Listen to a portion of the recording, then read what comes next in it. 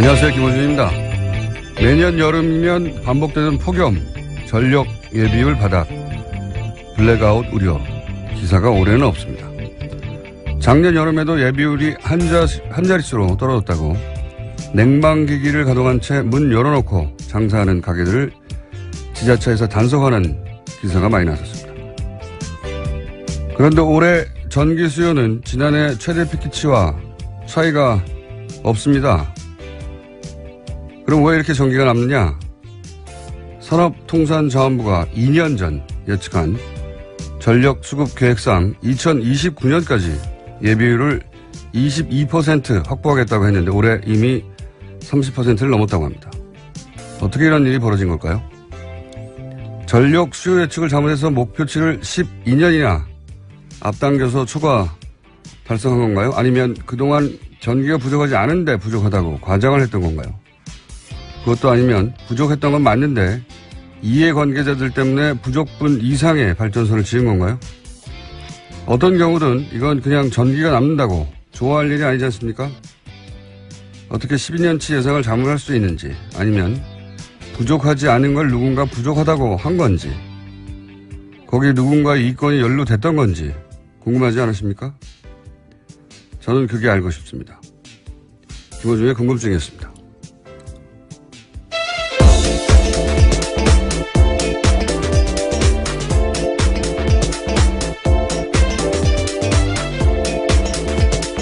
시사인의 김은지입니다. 전기가 남는다는 거 오늘 뉴스 보셨어요? 네, 요새 좀 나오고 있더라고요. 네. 2년 전에 예를 들어서 후내년에는 전기가 남는다든가 아니면 작년에 내년부터는 전기가 남는다든가 그런 얘기 들어본 적이 없잖아요. 그렇죠. 새삼 듣는 이야기입니다. 네.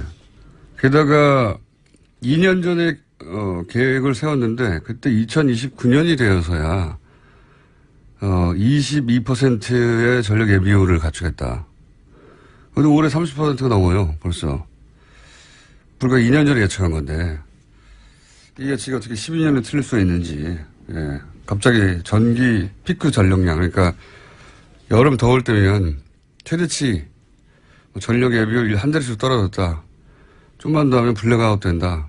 예. 그래서 문 열어놓고 장사하는 가게도 막 단속하고. 이게 작년까지만 그래서 작년. 정확하게 1년 전에. 무슨 내막이 있지 않겠나 하는 의구심을 품을 수 있지 않습니까? 사정은 잘 모르겠는데, 그동안 전기가 모자라지 않았는데, 최대 피크치를 가지고, 피크치라는 건 그 한 해에 전기 사용량이 최대로 올랐을 때잖아요. 그렇죠. 네. 그것만 가지고 일종의 이제, 대국민 협박에 가깝죠. 전기가 부족하다고. 제 기억으로는 십몇 년 이상 계속 들어왔던 것 같아요, 여름마다. 그래서 발전소를 필요 이상 지은 건 아닌지 확인해 볼 필요가 있다. 네. 지금 발전소가 많이 지어졌다는 거거든요. 올해 기준으로. 많이 지어졌다는 건 올해부터 가동이 들어갔다는 거죠. 그걸 2년 전에 몰랐을 리 없지 않습니까? 그렇죠. 아주 긴 계획을 가지고 세우니까요. 네. 국가에너지 수급 대책은요. 발전소 짓는 건 굉장히 큰 비즈니스이기 때문에. 네. 그리고 SK나 GS 같은 이 대기업에서는 민자발전소가 있어요. 이거 잘 모르시는데. 근데 이 민자발전소가 한전이 전기가 모자라면 민자발전소에서 사오거든요. 근데 이명박 시절에 민자발전소가 엄청나게 큰 성장을 했어요, 그때. 그 전까지만 해도 뭐 몇백억 단위의 이익이었는데, 이명박 시절에, 수천억 단위로 거의 10배 가까이 성장했거든요. 전기가 부족하면 민자발전소에서 더 비싸게 사요. 그런 것과도 관련이 있는 건지, 무관한 건지, 이거 한번 체크를 해보고 싶습니다. 그래서 저희가 조만간 한번 따로, 전문가들 모시는 걸 하고. 이상하잖아요. 네, 이상합니다, 저는. 이게 이제, 발전소를 지으면 몇 년씩 짓는 건데요. 예, 2년 전 계획에 2029년에 될 거라고 한 게, 예, 정권 바뀌자마자 돼버렸어요. 이상합니다, 저는. 자, 첫 번째 뉴스는 뭡니까? 네, 계속해서 이재용 삼성전자 부회장 재판 소식 전해드리고 있었습니다. 어제는 구형이 있었는데요. 특검은 이재용 삼성전자 부회장에 대해서 징역 12년을 구형했습니다. 어제 재판에는 박영수 특별검사가 직접 출석하기도 했는데 구형의 이유를 이야기했습니다. 이 사건은 전형적인 정경유착에 따른 부패 범죄로 국민주권의 원칙과 경제민주화라는 헌법적 가치를 크게 훼손했다라고 지적했는데요. 따라서 이 부회장 등 피고인 등에 대해서 엄벌이 필요하다라고 밝혔습니다. 이게 이제 최동욱 전 검찰총장도 저희 방송에 나오셔서 그런 얘기를 한 적이 있는데 재벌 수사를 하다 보면 결정적인 그 동네 잡범처럼 범죄를 저지르지 않기 때문에 결정적인 증거는 언제나 없다. 그래서 등장한 게 포괄적 뇌물죄라는 거거든요. 예. 누군가가 뭐 CCTV가 있다든가 인증샷을 찍었다든가 아니면 뭐 문서로 돈 줬음 돈 받았음 영수증이 있다든가 그런 게 네. 없단 말이죠. 계좌로 돈을 줄 리가 없죠. 뇌물 네. 사건인데요. 그래서 포괄적 뇌물죄라는 개념이 나왔고 이 개념으로 기본적으로 재벌들이 여태 다수 처벌을 받았는데 예. 이번에도 결정적인 증거는 없는 거예요. 사실을. 돈 줬는데 그 장면을 찍었다든가 돈 달라고 했는데 그 장면을 녹취했다든가 없죠. 하지만 돈이 간 사실은 모두가 인정하고 있습니다. 그 대가에 대한 문제이죠. 돈이 가긴 청탁성. 갔죠. 예. 네. 조진희 기자가 어제 미니 인터뷰하면서 12년에서 15년 연상한다고 했는데 12년 맞췄어요. 예. 준법조인이죠. 예. 준법조인. 재판장을 자주 들락거리다 보면 예. 자랑하겠네요. 다음에 인터뷰할 때. 자, 12년을 중형을 구형했는데 이건 이제 검찰이 구형을 했을 뿐이지. 예, 예. 특검 쪽 주장입니다. 그렇기 때문에 이제 재판부의 판단이 기다려지는데요. 그렇죠. 25일에 있습니다. 2시 반 선고 잡혀 있습니다. 24, 25일 정도 예상했었는데 맞잖아요. 네, 재판을 많이 갔다 보면 법정이 됩니다. 네. 근데 무죄가 나올 수도 있는 거고요, 사실. 12년을 구형했다고 해서 그 뭐 최소한 절반 6년은 나오지 않을까?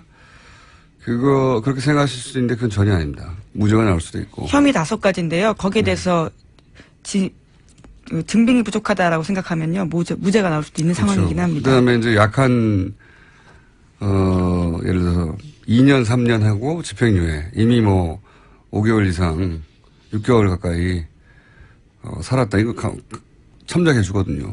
집행유예도 가능하고. 뭐 이런 전망은 사실 의미가 없고. 자, 25일이면 결정이 되겠죠. 자. 그리고 이제 최후 진술을 하게 되죠.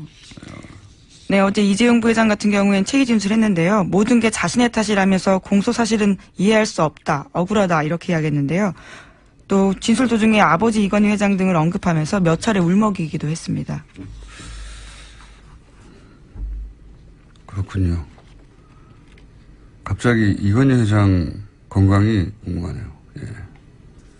삼성 측에서는 항상 의식이 또렷하고 문제없다고 예, 몇 년간 얘기했는데. 최근에 심지어 휠체어를 탄다라는 보도도 있었습니다. 삼성발 뉴스였는데요. 그러니까요. 참 궁금해하는데. 예.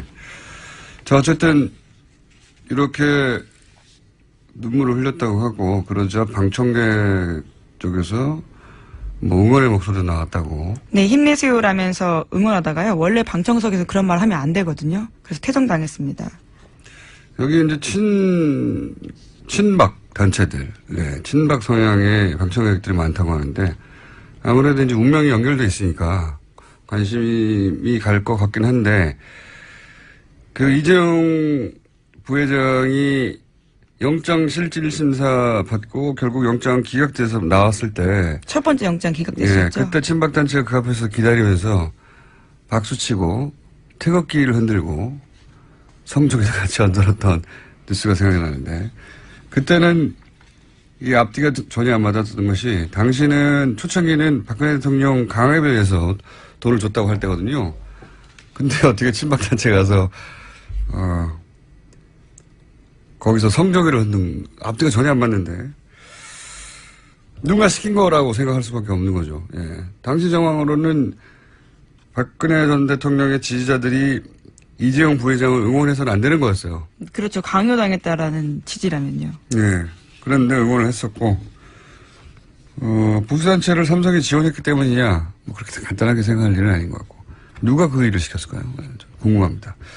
어쨌든 그 친박단체와 같은 소속의 지지자인지는 모르겠으나, 역시 친박 지지자들이 이런 이재용 부회장의 방청에는 항상 등장한다. 예. 네, 어제 재판 시작 전에도요, 박영수 특검 들어갈 때 소리 지르고 했었습니다. 당시 물 던지면서 5대를 멸해야 한다. 똑바로 안 하냐. 이런 식으로 난동을 피웠습니다. 알겠습니다. 그런 뉴스가 있고요. 자, 다음 뉴스는요. 네, 국정원 적폐청산 TF도 계속해서 말씀드리고 있는데요. 관련 소식도 전해드리겠습니다. 원세훈 전 국정원장 시절에 국정원의 사이버 외곽팀이 민간인 3,500명으로 구성됐다라는 거 전해드린 바 있는데요. 국정원은 2009년부터 댓글 작업 아르바이트생 모집했었습니다. 그런데 국정원 적폐청산 TF 조사를 해보니까 당시 국정원이 이들에 대해서 신원조회까지 했다라는 겁니다. 보수 성향을 갖고 있는지 소속과 경력, 각종 금융정보, 가족들까지 치밀하게 조사했다라는 건데요. 적폐청산 TF에 따르면 국정원은 이 정보를 토대로 약점을 틀어지고 내부 고발 등 사전에 이런 것들을 차단했다라는 겁니다. 이게 한편으로 이해가 가는 게 자국민을 상대로 심리전을 한 거잖아요. 예, 자국민을 상대로. 원래는 적을 상대로 했었어야 하는 작업을 자국민을 뽑아서 자국민을 상대로 심리전을 하는 거니까 그 자국민 대상의 간첩을 뽑은 거가 마찬가지예요. 신원조사해야죠. 그쪽에서는 잘했다는 게 아니라 이렇게 했을 법하고 지금 이제 그 적폐청산 TF에서는 그랬다고 추정하는 거잖아요, 지금. 네, 계속 네. 조사가 진행 중입니다. 네, 신원조사를 한 것까지는 사실 확인이 됐고 왜 했겠느냐. 네, 내부 고발자가 나오지 않도록 하기 위한 것이다. 이렇게 해석을 한 것이고. 예, 규모가 꽤 되는데 지금까지 안 알려졌던 이유에 대해서 계속해서 조사하고 있다라고 보입니다. 저는 계속해서 이제 며칠 동안 댓글 부대 특정 종교와의 관련성 따져봐야 된다고 윤목사 케이스도 있고 이렇게 말씀드렸는데 좀 더 구체적으로 얘기하자면 보수 기독교 단체 혹은 보수 기독교단의 관련성을 조사할 필요가 반드시 있다라고 저는 생각하는 것이 뭐 윤목사 사건도 있지만 그보다 훨씬 앞서서 이 댓글 알바단이 존재한다고 제가 처음 언급한 게 2010년이에요. 2009년부터 모았다고 하는데 2010년입니다. 그때는 음모론이라고 두드려 맞았는데. 근데 그때 당시에 포탈에 달린 기사 댓글 작업 방식이 이랬거든요. 예를 들어서 뭐 한 아침 8시, 9시 정도 되면 출근 시간대죠. 그 시간대에 갑자기 정부의 비판적인 혹은 정부가 키워줘야 할 정부를 옹호하는 그런 기사가 올라오면 댓글이 한 10여 개가 갑자기 쭉 달리는데 그 댓글의 추천수가 높으면 이렇게 상단에 올라가죠. 예. 상단에 노출되잖아요. 삽시간에 500개, 1000개씩 올라갑니다. 짧은 시간 내에. 그래서 1위부터 10위까지가 상위 노출되는, 지금 조금 방식이 바뀌었는데 상위 노출되는 댓글들은 전부 정부 찬양이거나 혹은 야당 비판 그 댓글로 다 뒤덮이는 거예요. 그런데 한 그룹이 여러 개 있었다고 제가 판단했는데 논조가 조금씩 달라서 한 그룹이 달았던 댓글의 아이디들이 1위부터 10위까지 중에 대부분 기독교 관련 단어들이었어요. 예를 들면 개신교, 예를 들면 골고다 언덕이라든지 뭐 거룩한 밤, 뭐 아니면 길 잃은 양떼, 뭐 내 안의 천사, 너무 티가 나는. 하늘 정원, 예. 그런 식으로 누가 봐도 이건 기독교 관련된 그 아이디다 하는 게 한눈에 들어올 정도로 1위부터 10위까지를 장악했었거든요. 개신교 개인 단위에서 개신교 신자거나 최소한 혹은 개신교 단체 혹은 개신교 교단 혹은 특정 목사와 관련성이 있을 가능성이 대단히 높다. 네. 저는 그렇게 생각하기 때문에 따져봐야 된다고 봅니다. 여기에 종교가 개입했다는 건 이건 또 다른 차원의 문제거든요. 네. 자, 제 생각은 그렇고요. 관련해서 지금 이 국정원 적폐청산 TF에서 간간히 나온 뉴스, 이 뉴스는 그 전까지는 들어본 적이 없는 뉴스인데 추정만 해서 확인되어 가는 건데 이제 또 관련 뉴스들이 있죠. 그렇죠. 의혹으로 보던 것들이 다 국정원 발로 확인해 주기 때문에 이 뉴스가 가치가 있는 것들인데요. 또 국정원 적폐청산 TF가 분석한 것에 따르면요. 청와대 보고문건 13건 중에서 국정원 문건 제외하면요. 5건은 경찰 보고서라고 합니다. 그런데 여기도요. 야권 동향 정보를 수집하는 내용이 있다라고 하는데요. 경찰 보고서에는 국정원 문건처럼 2011년 11.6 재보선 전후로 야권 움직임이 담겨 있습니다. 이를테면 문재인 노무현 재단 이사장 주도의 혁신과 통합은 동력이 없다. 또 박원순은 지지율이 낮은 데다가 기부금 횡령 의혹까지 부각될 경우 승리가 어렵다. 이런 식의 내용들이 담겨 있습니다. 그러니까요. 경찰 IO 쪽에서 작성한 보고서일 텐데, 경찰도 사실은 정치권을 사찰해 갔다는 거죠. 네. 사정기관끼리의 경쟁도 좀 있었던 것 같고요. 네. 경찰이 문재인 주도의 혁신과 통합은 동력이 없다라는 보고서를 냈습니까? 자기들이. 예. 치안을 담당할 것인데. 박원순은 지지율이 낮다. 그래서 승리가 어렵다. 이거 왜 씁니까, 경찰이? 청와대로 올라간 보고서라는 겁니다. 예.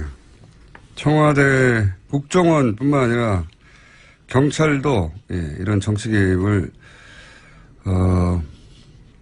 사실상 항상 해왔다는 거죠. 네, 정치적으로 중립을 지켜야 될 의무가 있는 기관들입니다. 이건 이명박 정부 때 얘기거든요. 예. 이명박 정부 이후 박근혜 정부 때는 하지 않았는가. 그 얘기는 지금 나오지가 않습니다. 왜냐하면 국정원 적폐청산 TF가 그 시절부터 훑고 있거든요. 네, 현재는 이명박 정부에 집중되어 있습니다. 자, 관련 뉴스가 또 있나요? 네, 또 오늘 아침 경향신문 보도에 따르면요. 국군 사이버 사령부에 관련된 뉴스도 있습니다. 군 사이버 사령부가 민간 보안 업체로부터 수억 원대 라이선스 이용료를 주고 사이버 위협 및 보안 정보를 샀다라는 건데요. 원래는 여기서 조기의 위협 정보를 인지하고 민간에 전파해야 되는데 거꾸로 됐다라는 거죠. 그런 것들은 2012년 대선과 총선 때 정치 댓글 다는데 주력하다 보니까 본연의 기능을 못했다라는 겁니다. 경찰뿐만 아니라 이제 군도 이게 국정원에 가려서 그렇지. 사이버 사령부라는 게 이제 적국에 군사적 해킹이라든가 이걸 막으라고 하는 것인데 이 사이버 사령부도 역시 자국민을 상대로 댓글 공작을 했다는 거 아닙니까? 이게 말이 돼요? 아 정말. 네, 심지어 관련해서는 이미 유죄가 난 사이버 사령부 단장도 있습니다. 그래서 그때 댓글 작성하느라고 IT 전문가가 아니라 일반 공무원을 뽑아가지고 이런 정보를 취합할 만한 능력이 사이버 사령부에 없다는 거 아닙니까? 그래서 민간에 돈 주고 샀다는 거죠. 그럴 거면 사이버 사령부가 왜 있어요? 예. 이게 더 웃긴 것은 이런 게 밝혀지고 나서 군 사이버 사령부잖아요. 군 사이버 사령부가 실제 직원들 상당수가 댓글 작업을 위해서 뽑혔기 때문에 IT 전문가 아니어서 사이버 전문성이 없다. 그리고 이미 군이 정치에 개입한 정도가 아니라 아예 댓글도 달아버린 거잖아요. 공작을 한 거 아닙니까? 똑같은 국정원과 사이즈만 작을 뿐 똑같은 일을 한 건데 그러면 이 조직을 근본부터 해체 수준으로 개혁해야 마땅할 것 같지 않습니까? 당연히 그래야 되죠. 누가 생각해도. 그런데 그냥 다 남아있어요. 다 남아있고 그때 당시 군 사이버 사령부 댓글 요원이 200명 정도가 있다. 정확한 수치인지는 모르겠지만 그때 밝혀진 바에 의하면 더 많을 것 같긴 한데 여하간 이분들 그대로 있고 다 그대로 있습니다. 처벌이 없는 거예요. 이런 짓을 했는데. 수뇌부 몇 명만 겨우 처벌받고 있는 중입니다. 아직 확정되지도 않았고요. 그렇죠. 그것도 간신히 아주 간신히. 모든 기관이 동원된 거죠. 모든 기관이. 심지어 당시에 국방부 장관이 김관진 장관이었는데요. 아예 보고받지 않았다라는 이유로 빠져나갔었습니다. 최고위였는데요. 그렇죠. 네. 군도 국방부 장관도 모르는 일을 막 하는 거죠. 그 주장에 의하면 자기들끼리 막 군 사령부에서 댓글 달고 국방부 모르고 경찰도 막 사찰하고 모르고 국정원도 막 댓글 달고 몇천 명씩 근데 모르고 이게 말이 됩니까? 모른다는 게 그런 일이 벌어졌었어요. 예. 그런 일이 벌어졌는데 그래서 그 조직의 전문성이 떨어져서 실제 그 조직이 하라고 하는 일을 못하니까 민간단체에서 사이버 보안 정보를 사온다는 거 아닙니까? 참네.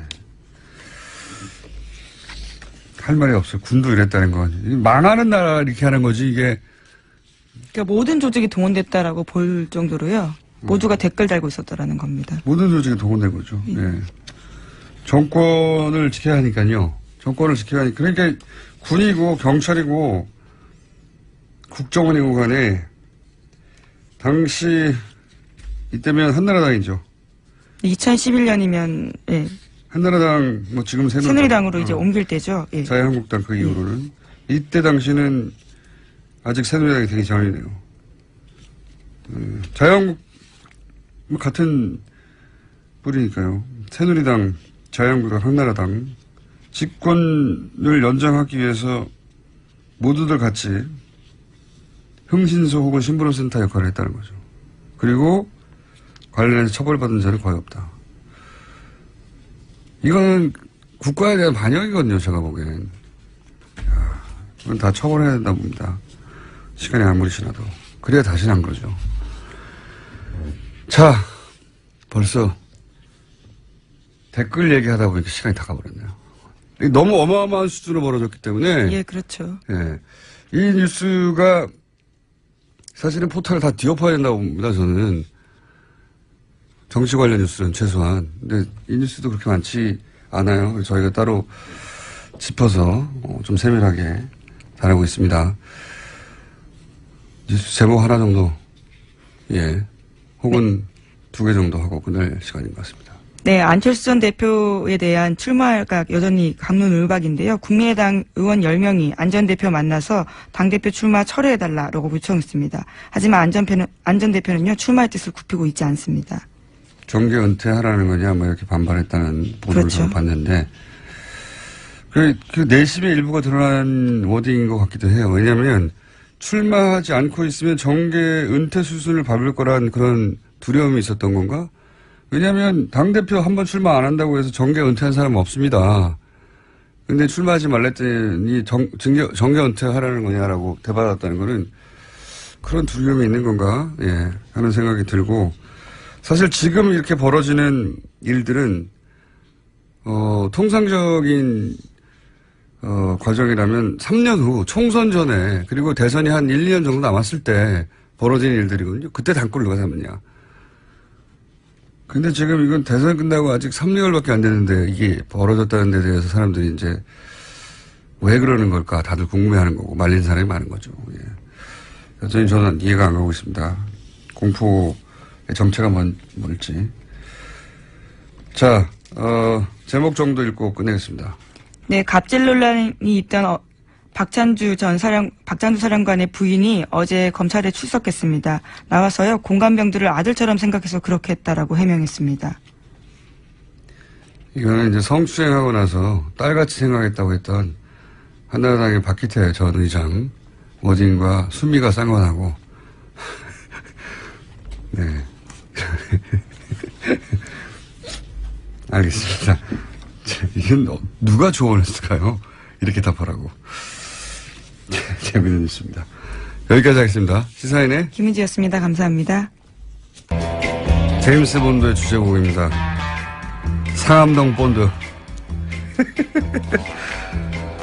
국정원 고위 간부 출신으로 국정원 댓글 사건을 세상에 처음으로 폭로한 김상홍 씨 오늘도 나오셨습니다. 안녕하십니까. 안녕하십니까. 김상홍입니다.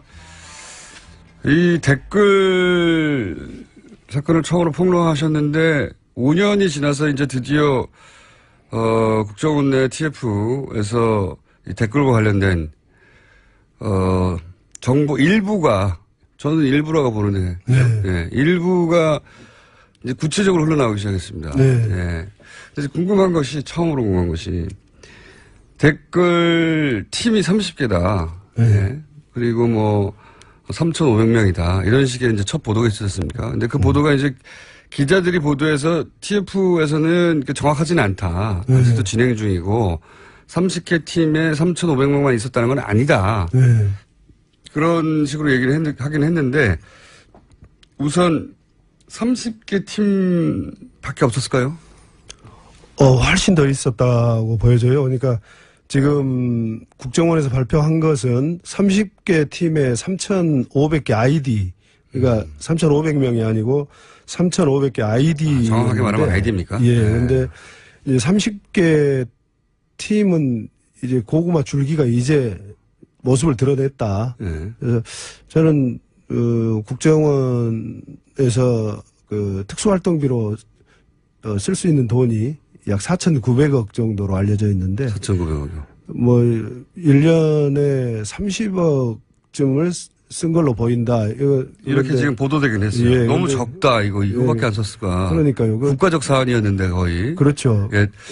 그 이명박 정권에서 정권적인 사안이었잖아요. 원장이 계속 관심을 보이고. 보수 정권 재창출이라는 네. 커다란 그 목표를 가지고 했는데 뭐 특수활동비에 10분의 1만 써도 약 500억쯤 되는데 그러니까요. 아마 300개쯤 팀이 되지 않았을까. 그러니까 우리 300개요? 그러면 민간인들이 일반인들이 이 다단계 업체를 해도 예. 금방 숫자를 확보해 나갈 수 있는데 맞습니다. 전문가들이 했는데 30개 팀으로 그쳤겠습니까? 저는 이제 조금 꼬리를 드러냈다. 출발선에 서실 뿐이지 예. 300개 이상이라고 해야 그래야 말이 되는 거지 30개는 그렇죠. 말이 안 되는 거다. 그렇지만 국정원 직원들이 직접 관리할 수 있는 팀이 한계라는 게 있지 않습니까? 저희들이 원래 대략 한 20개 정도는 개인이 한 사람이요? 예, 직원 한 명이 한 20개 정도의 협조망을 관리를 할 수 있어요. 그러면 아하. 이걸 지금 심리정보국 직원만 한 게 아니니까. 그렇죠. 심리정보국 직원이 했던 게 지금 파악된 게 30개 팀이라고 보는 것 같고. 그럼 거꾸로 얘기하면은 두 사람이면 커버가 가능하다는 그렇죠. 거예요? 그리고 이제 30개 정도는? 그렇죠. 더군다나 심리정보국 같은 경우는 협조망을 관리하는데 익숙한 직원들이 아니에요. 그래서 원래 이제 활동을 하던 직원들이 협조망을 이제 전문용어로 부식한다고 하는데. 부식이요? 예, 심는다는 거죠. 협조망을 그걸 심고. 국정원 내에서는 부식이라고 예, 합니까? 협조망을 부식하고 관리하고 하는데 익숙한 직원들이 이제 국내 정보를 하는 직원들인데 예. 수사국도 마찬가지고요. 그러면 그 직원들이 나가서 직접 지금 드러난 것 보면은 보안 각서를 진구를 했다고 그러는데 예. 보안 각서를 받게 되면은 일반인들은 굉장히 심리적 압박감을 느껴요. 그렇겠죠. 그래서 또 자기가 무슨 굉장히 국가 안보를 위해서 대단한 일을 하는 걸로 착각을 할 수도 있고. 예. 그래서 그러다 보니까 이제 그 국내 정보하는 쪽, 그다음에 안보 수사, 대공 수사하는 쪽에서는 또 다른 팀들이 많이 있을 거다. 그래서 지금 드러난 것은 정말 국정원 개혁위원회에서 발표한 것은 커다란 성과인데 예. 앞으로 더 드러날 것을 보면은 참 가슴 아프지만 흥미진진하다. 빙산일각에 불과하다 이 네. 정도는 30개 정도는 능숙한 직원이 하나에 20개 팀 정도 하니까 네. 능숙하지 않더라도 뭐 5개, 10개는 할 수 있겠네요. 그렇죠. 예. 그러면 심리전단국 직원만 따져도 만약에 5개씩만 했다고 해도 몇백 개 아닙니까? 그렇죠. 약 70명이 나가서 하면은 예. 350개. 350개 팀을 5개만으로 꾸릴 수 있는 한다 하더라도. 거죠. 예. 그러면 30개 팀이 나왔는데, 이거는 뭐 10분의 1도 안 되는 거라고 봐도 되겠군요. 그렇죠. 원래 기본적인 국정원 직원들의 역량이나 하던 일의 패턴에 보자면, 예, 이건 뭐. 그렇죠. 그건 정말 너무 적은 숫자입니다. 그 3,500개 하니까 굉장히 커 보이고 그동안에 없던 얘기라서 그러니까요. 많아 보이는데, 예. 국정원의 역량이나 그다음에 그 온라인상에 떠도는 내용들을 보면은 과연 3,500개 아이디쯤으로 했을까? 10분의 1도 네. 안 된다고 보십니다. 네. 그리고 국정원 그렇습니다. 활동비가 지금 한 달에 2억 5천 썼다고 하는데 예. 너무 적다고 계속 저희도 생각하고 있었거든요. 그렇죠. 예. 너무 적은 돈이죠. 너무 적은 돈이고요. 예. 정권을 놔두고 자기들이 총력을 다했는데 한 달에 2억 5천 3억을 쓰겠습니까? 250억을 써도 모자라지 않습니까? 그렇죠. 예. 예. 그렇습니다. 이것도 역시 그러면 지금 국정원 TF가 밝혀내고 있는 건 그나마 자료가 남아있는 일부군요. 그렇습니다. 그리고 자료가 남아있고 또 이제 개인들 직원들 일을 했던 직원들을 조사를 했을 텐데 현직 직원들이 이게 드러나면은 처벌받을 것을 두려워해서 아마 많이 감추고 있고 또 다른 직원 조사하는 직원도 끝까지 밝혀내는 것이 추궁하는데 지금 조금 한계는 있을 겁니다. 국정원 내에서 하다 보니까. 그렇죠. 예. 이게 국정원 관련은 그게 어렵습니다. 국정원 내에서 국정원 직원이 다른 직원을 상대로 조사하다 보니까 항상 내부에서 이게 끝나고. 네. 그런데 또 국정원이라는 조직 자체가 외부에서 들어가서 확 다 털어버릴 수도 없는 데잖아요. 근데 지금 외부에서 들어간 게 국정원 개혁위원회 예. 정혜구 위원장을 중심으로 들어갔는데 그분들은 조사를 잘 모르시잖아요. 그래서 결국 조사는 내부 직원들이 해야 되니까 거기에서 한계가 좀 있을 겁니다. 자, 그런 한계가 있긴 있다는 전제하에서 얘기를 해보자면 당시에 국정원만 했느냐. 오늘 저희가 브리핑에서 했는데 군 사이버 사령부도 등장했거든요. 네. 군 사이버 사령부가 당시 댓글 다는 직원들을 뽑다 보니 전문성이 떨어져서 정작 사이버 사령부가 했었어야 할 해킹 정보들은 민간 업체에서 사온다 뭐 이런 뉴스였는데 네. 그런데 이제 사이버 사령부는 그렇다면 독자적으로 댓글을 달았겠는가. 이 사이버 사령부를 국정원이 지시한 건 아닐까. 왜 그렇게 생각할 수밖에 없냐면 댓글을 단다는 건 기조가 있거든요. 네. 중구난방으로 몇천 명이 움직여봐야 아무 도움이 안 돼요. 그렇습니다. 예. 네. 하나의 일관된 흐름이 있어서 여론이 이렇구나 하고 착각을 불러일으켜야 되니까 지휘를 해야 되거든요. 네. 제가 군을 평가자로 하는 것은 아닌데 댓글은 금방 우리 공장장님 말씀하신 대로 어떤 일관된 기조하에서 그렇죠. 또 정치 상황을 냉철하게 분석을 하고 분석된 결과를 토대로 자기들한테 유리하게 작성을 해야 되는 거거든요. 그렇죠. 보도의 작업입니다, 사실은. 군은 할 수 없습니다. 그걸 더군다나 사이버 사령부의 역량으로는 네.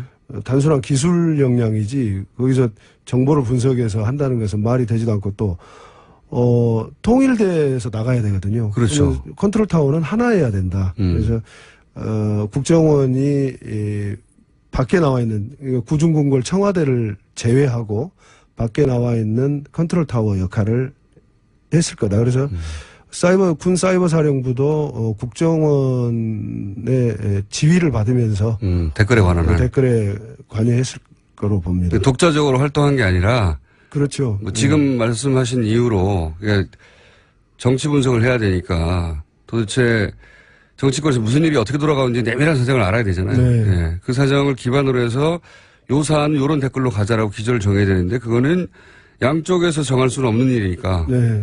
국정원이 정했을 것이고 국정원이 정하면 그걸 사이버 사령부가 실행했을 것이다. 네. 그래서 그때 이제 댓글 사건을 제가 폭로한 이후에 국정원이 난리가 났어요. 그래서 국정원 감찰실이 그 심리정보국 직원들 차 트렁크를 막 뒤지고 했는데 그 와중에 그 논지가 몇 장이 발견이 됐다고 그러더라고요. 논지라 하면 논지가 이제 지령문이죠. 댓글을 이렇게 달아라. 아하.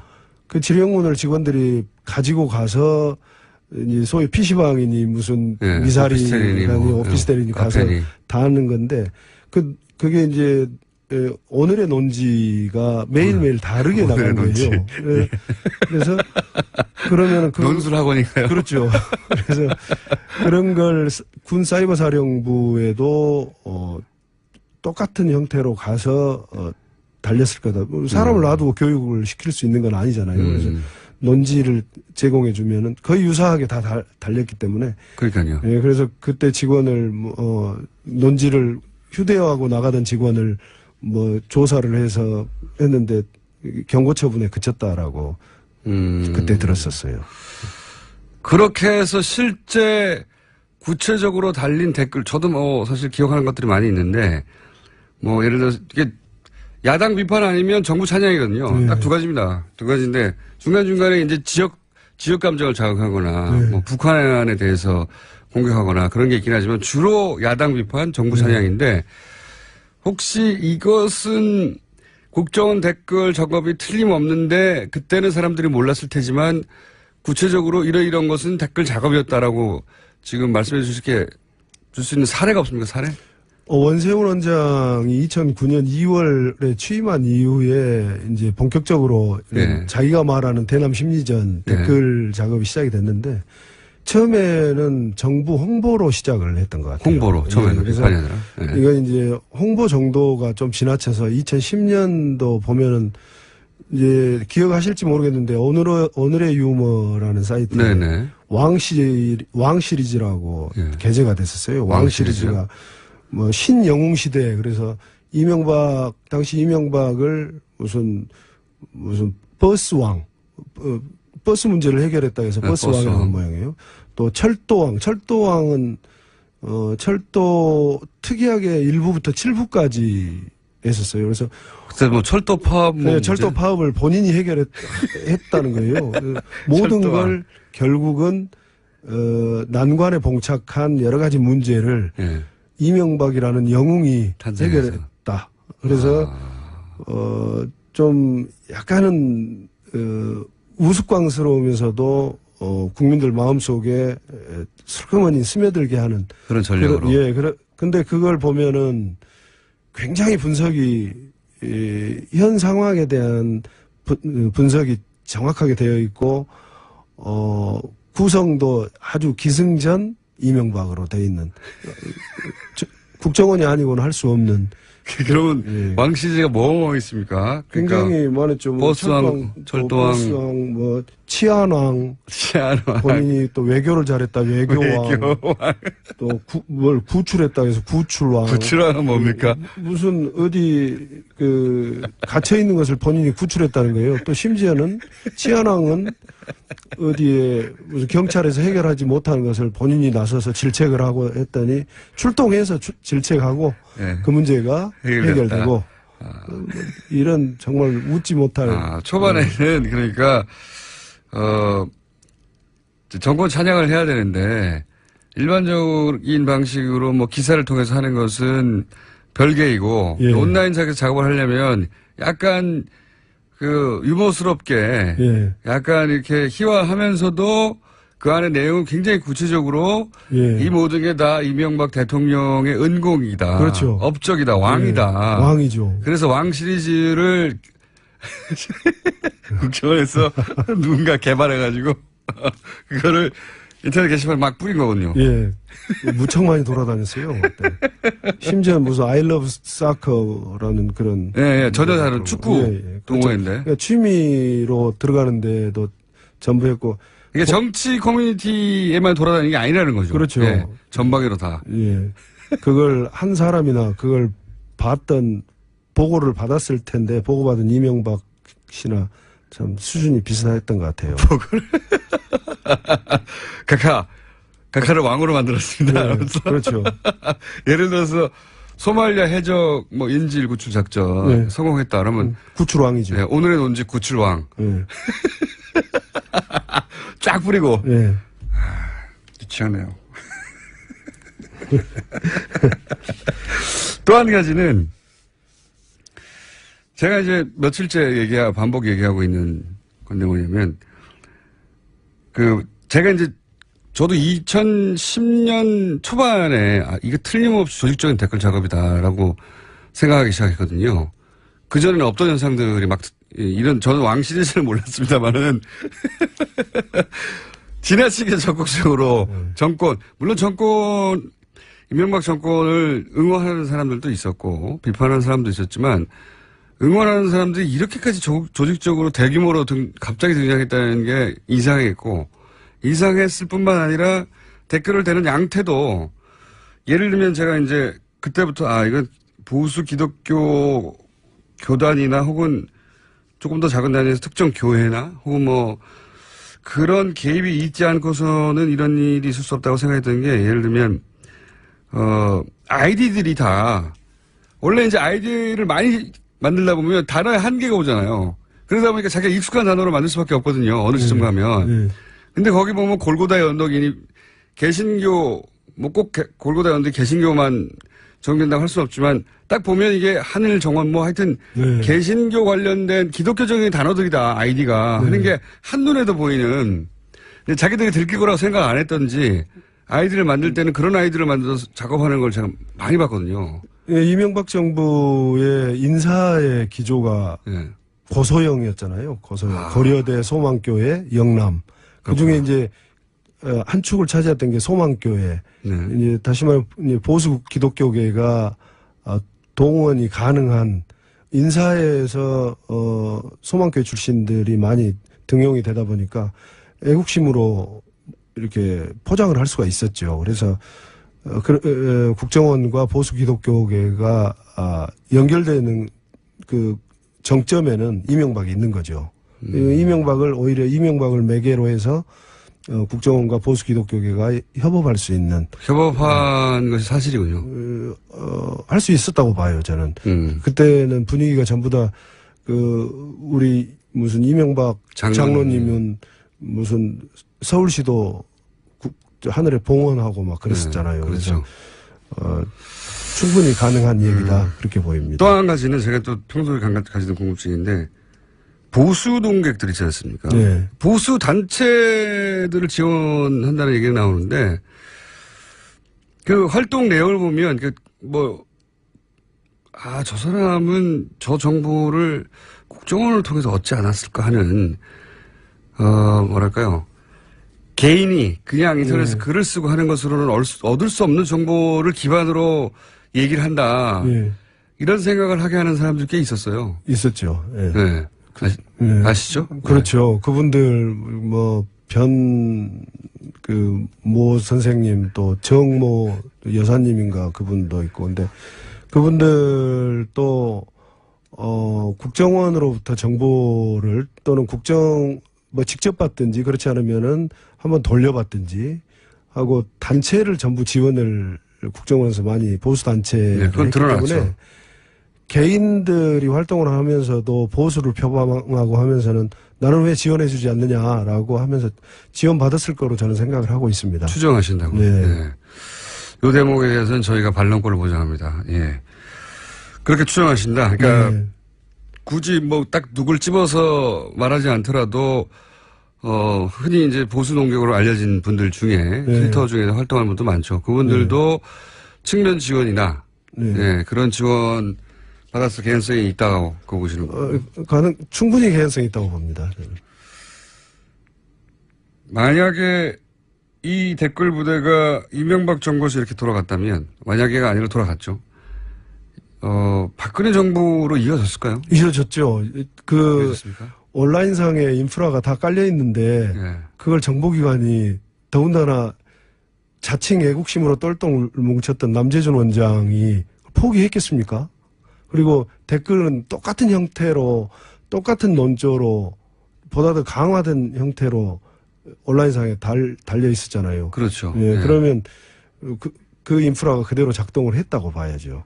근데 심리 전단, 그러니까 국정원 내부에서 이런 일을 했다가 크게 되었으니까 국정원이 방식을 바꾸지 않았을까요? 방식은 이제 내부에서 주도하는 형태보다는 그때 좀 시끄럽게 됐으니까 심리정보국이 직접 움직이기보다는 외부로 지금 드러난 그 30개 팀 3,500개 아이디 이런 식으로 설정하기 외부로 용역을 조성하는 형태를 띄었을 것 같아요. 저도 그렇게 추정하고 있는데. 자, 댓글 부대 관련해서는, 이것만 하다가 벌써 시간이 다 나가서 1분밖에 안 남았네요. 원래는 오늘 이 얘기 하고 나서 이제 원세훈 국정원장이 취임한 후에 첫 작품이 논두렁식의 사건이라고. 기억하시죠? 노무현 대통령이 서거하기 직전에 권양수 여사가 박연차 전 회장으로부터 명품 시계를 받았는데 수사가 시작돼서 논두렁이 벌었다. 라고 하는 것이 당시로는 검찰이 흘린 정보다 했었는데 이제 최근에 당시 수사검사가 아니다. 이인기 부장인가요? 이인기. 그게 아니라 국정원이 한 거다. 언론 플레이를 이런 얘기를 했었죠. 그럼 과연 국정원이 언론 플레이 했느냐 이 얘기를 오늘 해보려고 하는데 결론부터 먼저 말씀해 주시자면 왜냐하면 시간이 없으니까. 언론 플레이를 했겠죠. 그리고 그 언론 담당만 한 게 아니라 법조 담당, 언론 담당 개별적인 이제 정보를 수집하는 거고 그걸 종합해서 나가야 되거든요. 그렇기 때문에 국정원 수뇌부가 전부 다 회의를 통해서 결정하고 내보냈을 거다. 그렇게. 요 자세한 내용은 다음 주에 다루겠습니다. 눈두렁시계 사건. 오늘도 재밌었습니다. 감사합니다. 네, 상암동 호원주였습니다.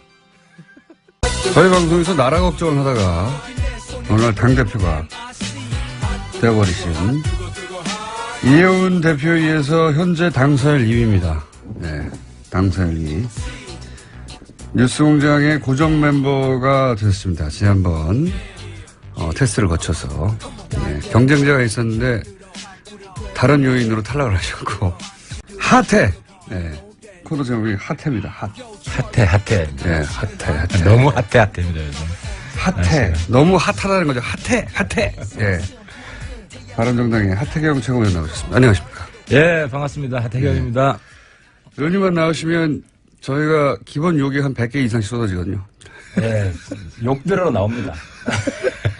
욕 들으면서 하고 싶은 이야기 하러 나옵니다.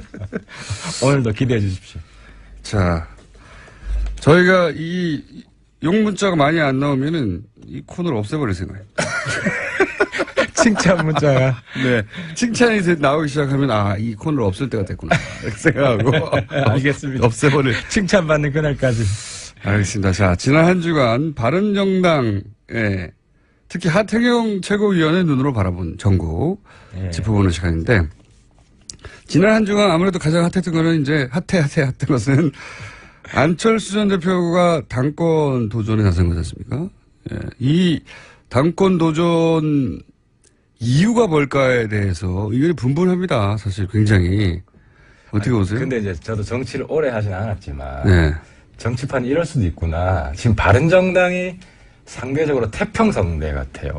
마이크를 여보세요? 귀에 대시면 됩니다. 안녕하세요. 하태경입니다. 지금 마이크를 귀에다 대고 말씀하시는데. 그러니까 네. 바른정당이 거의 야권을 평등한 느낌이에요, 제가.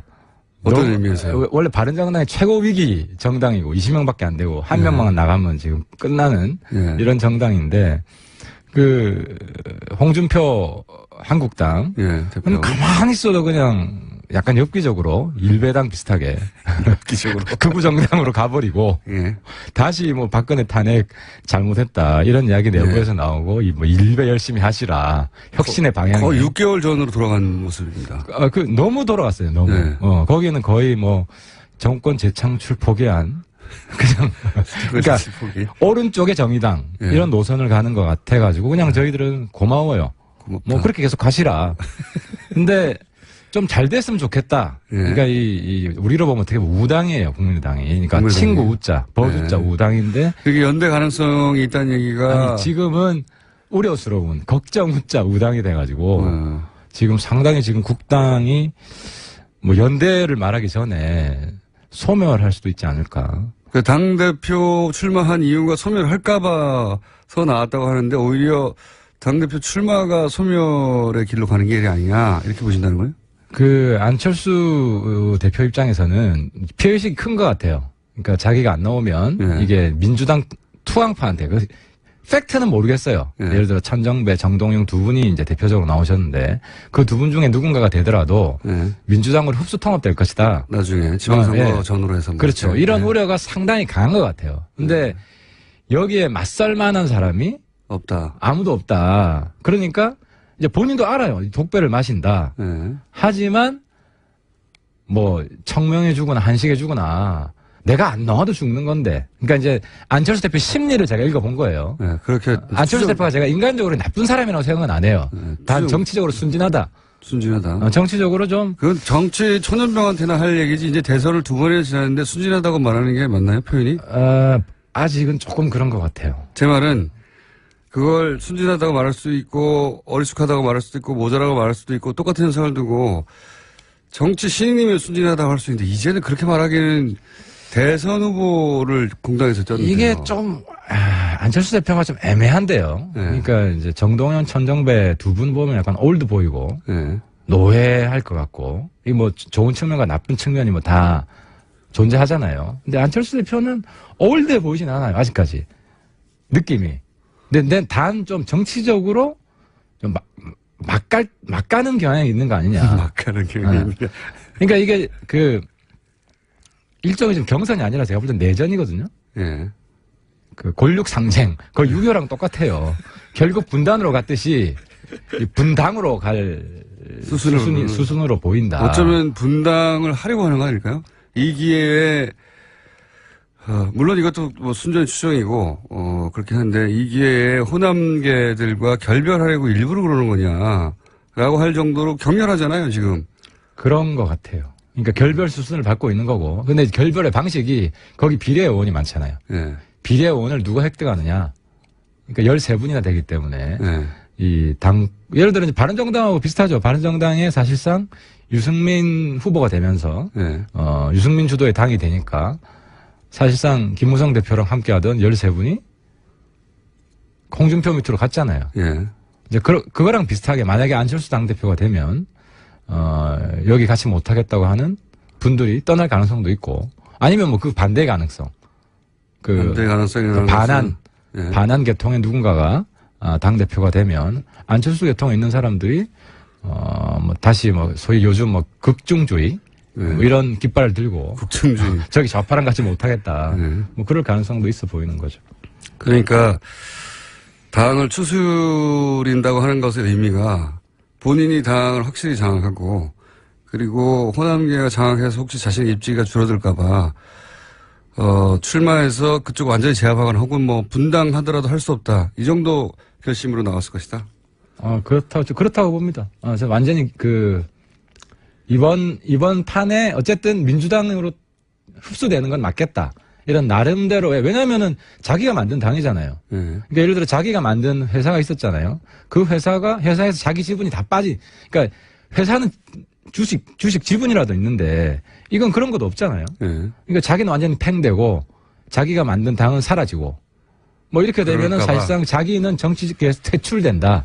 그러니까 은퇴가 아니라 퇴출하는 건 될 수 있다라는 위기의식 때문에 나온 것 같아요. 그런데 이게 해법입니까, 그럼? 베스트 해법은 아니에요. 제가 만약에 뭐 이렇게 조언을 할 수 있다면 지금 공멸이 조언을 할 수 없죠. 안철수 대표가 제가 하는 이야기 비슷한 워딩을 해요. 제가 깜짝 놀랐어요. 그러니까 의원님이 먼저 한 이야기인데 나중에 따라 하더라. 똑같은 워딩을 해요. 우연이겠죠. 저는 우연이라고 보는데 어떤 워딩을 따라 했냐면은 제가 이런 이야기 했어요. 뭐 자꾸 연대 이야기를 하니까 저기는 생존이 급한데 어떻게 연애 생각을 하겠느냐.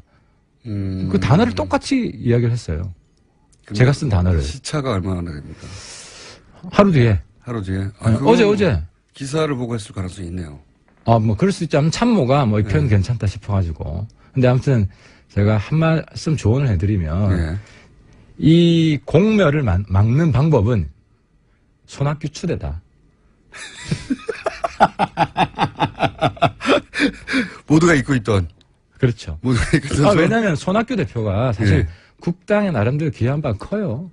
재미없는 경선을 어느 정도 흥미를 불어넣어 주었고. 그죠? 그랬나요?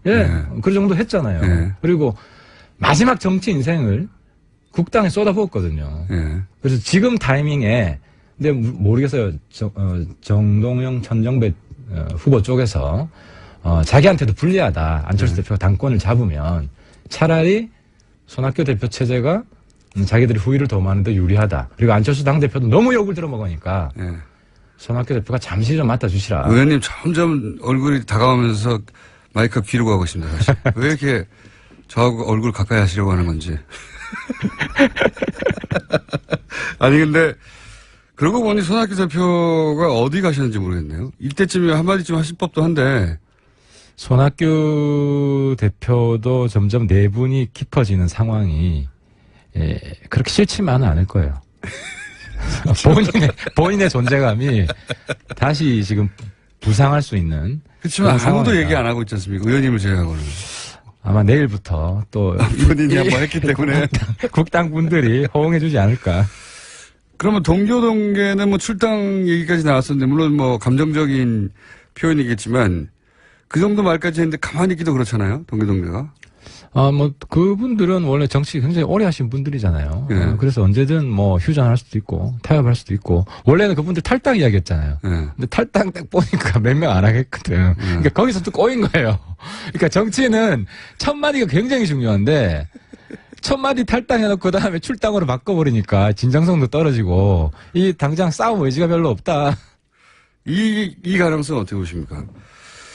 이것도 뭐 설입니다. 워낙 설들이 많고, 안철수 대표가 대략 한 3년 후에 할 법한 행보를 지금 하는 거거든요. 말하자면. 네, 그렇죠. 예, 뭐 총선 직전에 이래놓으면 누구도 안철수 대표가 왜 나와 이러지는 않을 거예요. 근데 지금 3년 후가 아니라 대선 끝나고 3개월 만에 이런 일을 하니까 모두 다 이제 해설들을 내놓고 있죠. 각자 사설 해설들을 내놓고 있는데 김무성 대표 측과 나중에 나중이라는 게 뭐였는지 모르지만 연대하기 위해서 그러기 위해서 자기가 당권을 쥐고 있어야 된다. 뭐 이런 설들도 있어요. 들어보셨습니까? 그러니까 이제 설이 아니라 내가 깜짝 놀란 게 이제 저도 안철수 대표 극중주의가 뭐냐 궁금했는데 그 말을 하더라고요. 안보에서는 보수, 경제에서는 진보. 유승민 대표. 그러니까 이게 이제 바른정당이랑 같이 하고 싶다는 그런 메시지를 강력하게 던진 건 맞아요. 그건 저도 인정을 하는데 이제 우리 당 입장에서는 그럼 김무성 대표하고 관계를 푸는 것도 중요하죠. 김무성 대표가 지금은 많이 적당한 표현 안 들어오네요. 찌그러져 계시지 않습니까? 아니 우리 당은 그래도 이제 전통과 혁신이 잘 조화를 이루고 있기 때문에 김무성 대표도 그에 걸맞는 역할을 하실 거예요. 김무성 대표는 전통 쪽이 아무래도 이제 구정치와 신정치가 구정치의 장점이 많잖아요. 그래서 김무성 대표의 뭐 정치적 정무적 판단이나 지금은 힘이 많이 빠지셨죠. 지금 뭐 13분이 김무성 대표 내팽개치고 홍준표 밑으로 들어가는 바람에 스타일 많이 구기셨죠. 근데 같이 왜 안 가셨어요? 김무성 대표가 먼저 가 있어라. 말렸죠. 아니, 그거 아니에요. 먼저 가 있으라 한 거 아닙니까? 그게 아니고. 좀 이따 갈게. 그 내막은 제가 잘 아는데. 그래요? 김무성 대표한테 반기를 들고 간 거죠. 반기를? 김무성 대표 입장에서 어떻게 갑니까? 거기에. 아니, 그러니까 지금 당시 그런 얘기도 있었지 않습니까? 대선 후에 유승민 대표가 지지율을 그렇게밖에 못 받으면 결국 당은 없어질 것이고 먼저 가 있어라 내가 나중에 갈 테니까 지금은 싸놓은 척 하자. 이거 아니었어요, 혹시? 그게 아니고 좀 전반적으로 무기력해져 있는 상태였어요. 멘붕이었어요. 김무성 대표. 이제 총선 이후에 계속해서 김무성 대표가 선택했던 정치적 행보. 예를 들어 성공적이 하나도 없었죠, 사실. 그렇죠. 다 실패했어요. 예를 들어 질서 있는 퇴진. 안 되고. 반기문. 특히 반기문. 안 되고. 그 다음에 막판에는 그걸 했잖아요. 반박 반문 연대 단일화. 그래서 사실 안철수로 단일화. 였는데 그것도 안 되고 다 안 되고 그래서 이번에 당 대표 할 때도 이현 의원을 밀진 않았잖아요. 김무성 대표하고 연대하는 것이 누구한테도 별 크게 도움은 안 됐다. 초반에는 정운천 후보를 밀었다고 하는 얘기도 있던데, 그죠? 김무성 대표 큰 역할 안 했어요. 솔직히 말씀드리면. 어쨌든 이혜원 대표는 싫어하지 않습니까? 이혜원 대표는 사실 대단한 분이죠. 이혜원 대표가. 그러니까 이 김무성 전 대표가 이혜원 대표를 싫어하지 않습니까? 이혜원 대표가 이제 의원들 사이의 관계가 썩 좋지는 않았어요. 그래서 많이 우려를 했고 경선 과정 중에서도 그런 이야기를 많이 했는데 당의 핵심은 넘버 1과 넘버 2가 화합이 잘 되면 잘 굴러가요 지금. 의원님만까지만 화합이 잘 되면? 나머지도 잘 되죠. 이제 넘버 3, 넘버 4 우리 지금 굉장히 화합이 잘 되고 있고. 넘버 2는 확실하고요? 확실하죠. 지금 해태남매라는 이야기가 괜히 나옵니까? 어쨌든 김무성 대표와 안철수 전 대표 두 분 다 전 대표가 손을 잡을 수도 있는 가능성에 대해서는 어떻게 보세요? 그런 썰들도 있는데. 이제 그 부분은 이미 1차 실험을 했어요. 주승용 대표가 대선 직후에 바른정당 합당 얘기를 했잖아요. 근데 이게 과거 YS나 DJ처럼 당을 완전히 장악한 대표가 아니면 그게 실현되기가 쉽지가 않아요. 당장 내부 반발에 부딪혀가지고 없던 일이 됐잖아요. 근데 안철수 다시 대표가 되더라도 51대 49 아니겠어요? 이제 그런 상황에서 자기가 압도적으로 당을 이끌 수 있겠는가? 그럼 다시 국민의당 화합 나가지 말라고 내부에 어느 정도 그 반대쪽 목소리를 들어줘야 되기 때문에 그 다음부터는 국당 안에서 연대의 목소리가 사라질 가능성이 많아요. 김무성 대표하고 최근에 이런 얘기 안 해보셨죠? 김무성 대표님하고 뭐 안 해봐도 대충 뭐 김무성 대표님 생각이 저랑 뭐 비슷할 거예요. 지금 뭐 연대 이야기 해봐야 아무리 짜게도 쓸데없는 현 상황에서는. 그럼 왜 나왔을까요? 결국은 본인 안철수 좀 전에 이야기했잖아요. 국민의당 사면이 아니라 본인이 사면할까봐. 아 그렇죠. 지금 국당이 민주당으로 통합되면 본인 퇴출해요. 정계 강제 퇴출해요. 가장 불명예스러운 방식으로 정계에서 퇴출되는 방식을 막기 위해서 차라리 내가 능력이 안 돼서 이번에 뭐 당대표가 안 되면 본인 지금 굉장히 큰 정치적 승부수를 조기에 던진 거예요. 그거는 퇴출 아닙니까? 그건 더 큰 퇴출인 것 같은데요. 안 되면은 내가 능력이 안 돼서. 근데 이건 뭐 꽥소리 질러 보기도 전에 강제 퇴출 당할 수 있는 상황. 이런 상황이 굉장히 두려웠던 것 같아요. 꼭 소리를 지르기 위해서 나왔다. 또 다른 가능성은 전혀 없습니까? 뭐 저는 그런 가능성도 몇 가지 있긴 하는 것 같은데 오늘 할 얘기는 아닌 것 같고. 어쨌든 이게 국민의당에는 커다란 위기인데 바른정당에는 어떻습니까? 이 사안을 바른정당 의원들 어떻게 바라보고 있어요? 좋네, 불구경. 바른정당 입장에서는 이제 가장 현실 가능한 시나리오가 국당이 공멸하고 그 중에 이제 바른정당 중심으로 흡수 통합하는 거죠. 의원들이 개별 입당하고. 왜냐하면 국당도요. 네. 큰 대주주가 없어요. 그런 셈이죠 지금. 예. 네. 안철수 후보 시절만큼의 지분을 발휘할 수가 없어요 절대. 안철수. 그렇죠. 안철수 걔도 지금 몇 명 안 되잖아요. 네. 사실 뭐 정동영 개, 천정배 개라고 할 수는 없거든요. 천정배 개는 거의 없다시피 하고. 그렇습니다. 네. 그래서 상당히 개별화될 가능성이 많고.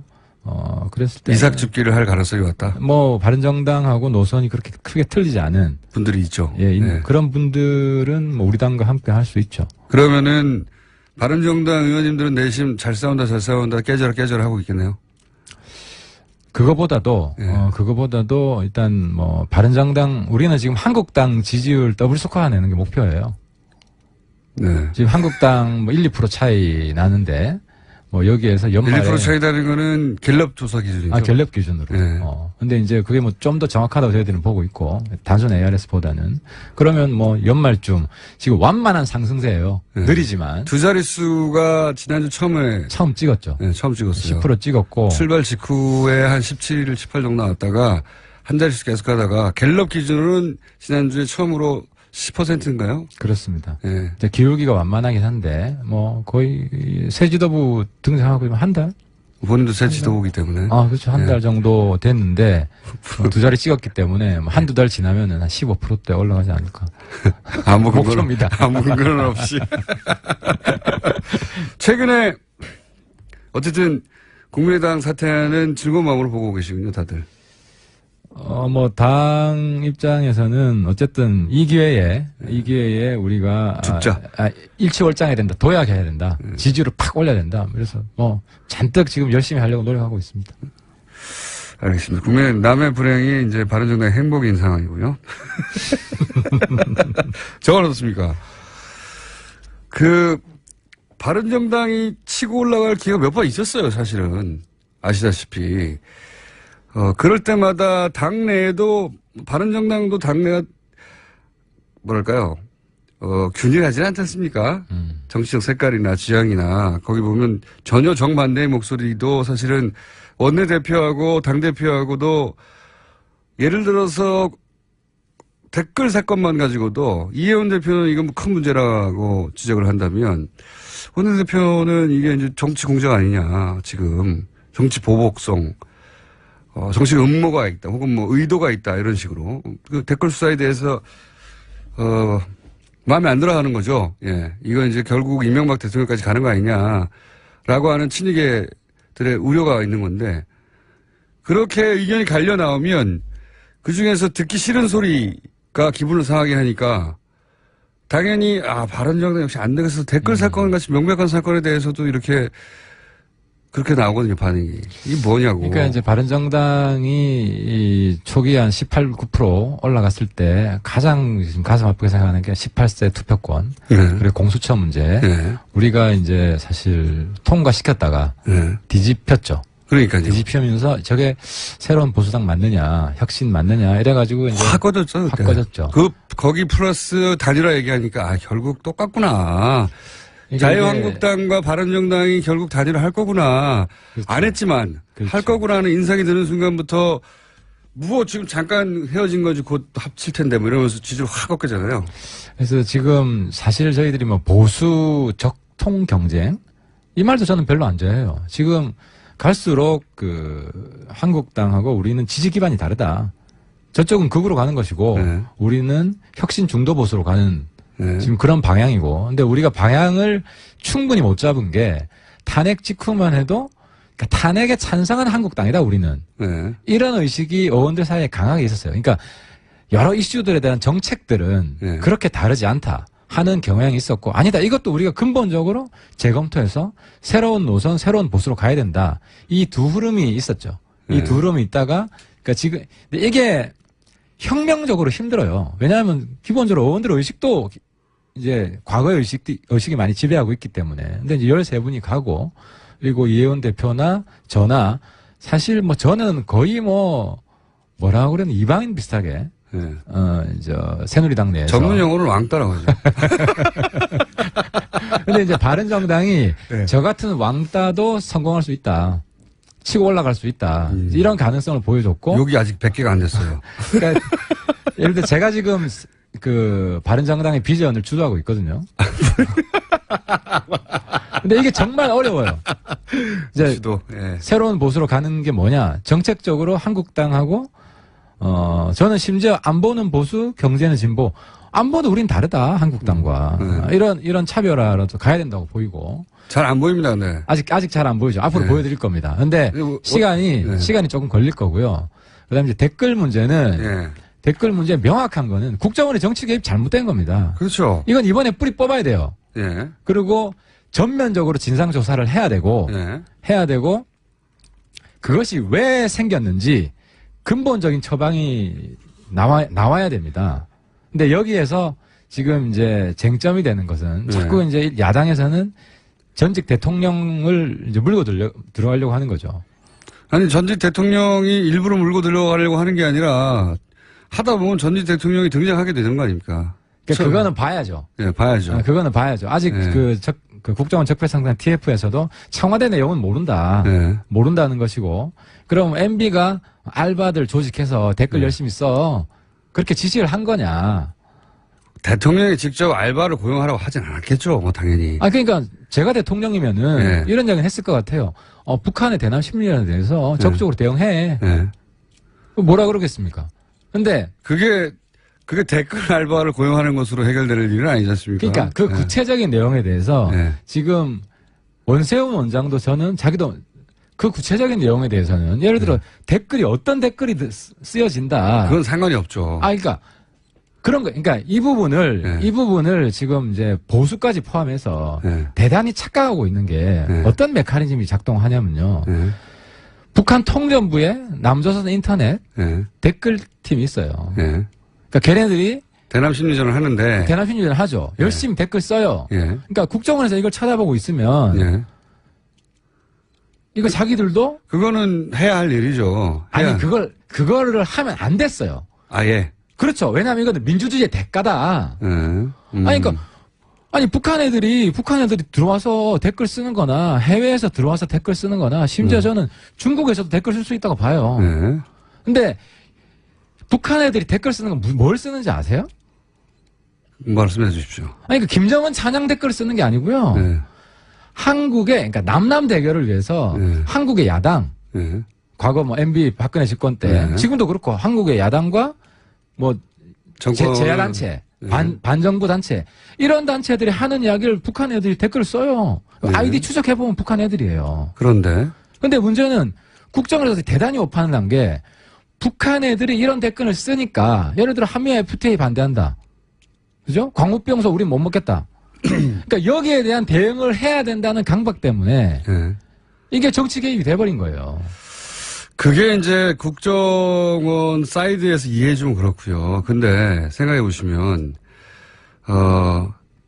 북한 쪽에서 예를 들어서 댓글을 달았는데 그것이 뭐 정부의 정책에 반하거나 혹은 뭐 친북 성향을 가지고 있는 일부 단체를 뭐 지지하는 글을 썼다고 쳐요. 그거를 대응하느라 본인이 지금 국정 댓글 사격이 났다라고 해서 해명이 안 될 것들이 너무 그러니까 많죠. 너무 많아요. 제가 말씀드리는 거는 네.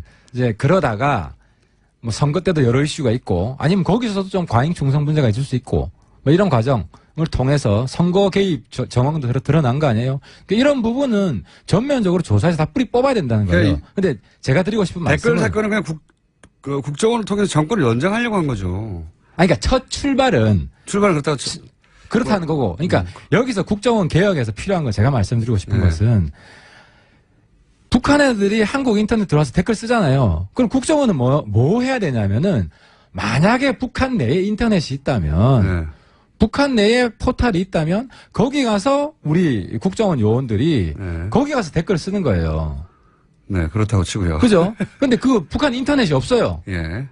그럼 뭘 해야 되냐면 거기에다가 뭐 삐라를 뿌리든지 네. 뭐 IP를 차단하는 거. 그러니까 북한 애들이 여기 댓글 쓰는 거나 우리가 거기 삐라 뿌리는 거나 대응하는 거예요. 네. 아니면 뭐 방송을 튼다든지 TV 방송을 튼다든지 그런 식으로 했어야 됐는데 그러니까 좀 전에 우리 우리 김호주 총수님도 약간의 발언에 이제 네. 오답을 했는데 그 대응을 해야 된다. 그건 민주주의 대가로 포기를 했어야 된다는 거죠. 아니, 대응이라는 건 예를 들어서 뭐 IP를 차단하든가 그 다른 방식으로 해야지 대남 공작을 하면 어떡합니까?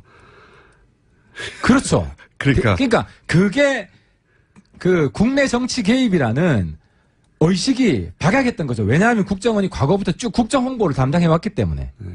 근데 국정 홍보 차원이 아니라 예를 들어서 야당을 탄압하거나 아니면 특정 뭐 호남을 공격하든가 이건 상관이 없는 얘기잖아요, 사실은. 아니 근데 예. 이게 정권 연장하려고 한 거죠. 완전히 그냥. 상관없는 이야기는 아니에요. 그러니까 내가 그래서 욕을 좀 들어먹을 수가 있을 건데 요걸로 100개 채우시려고 하시는구나. 북한 애들이 댓글 쓰는 게요. 야당하고 똑같은 이야기를 해요. 예를 들어 한미 FTA 추진하면 한미 FTA 반대하자.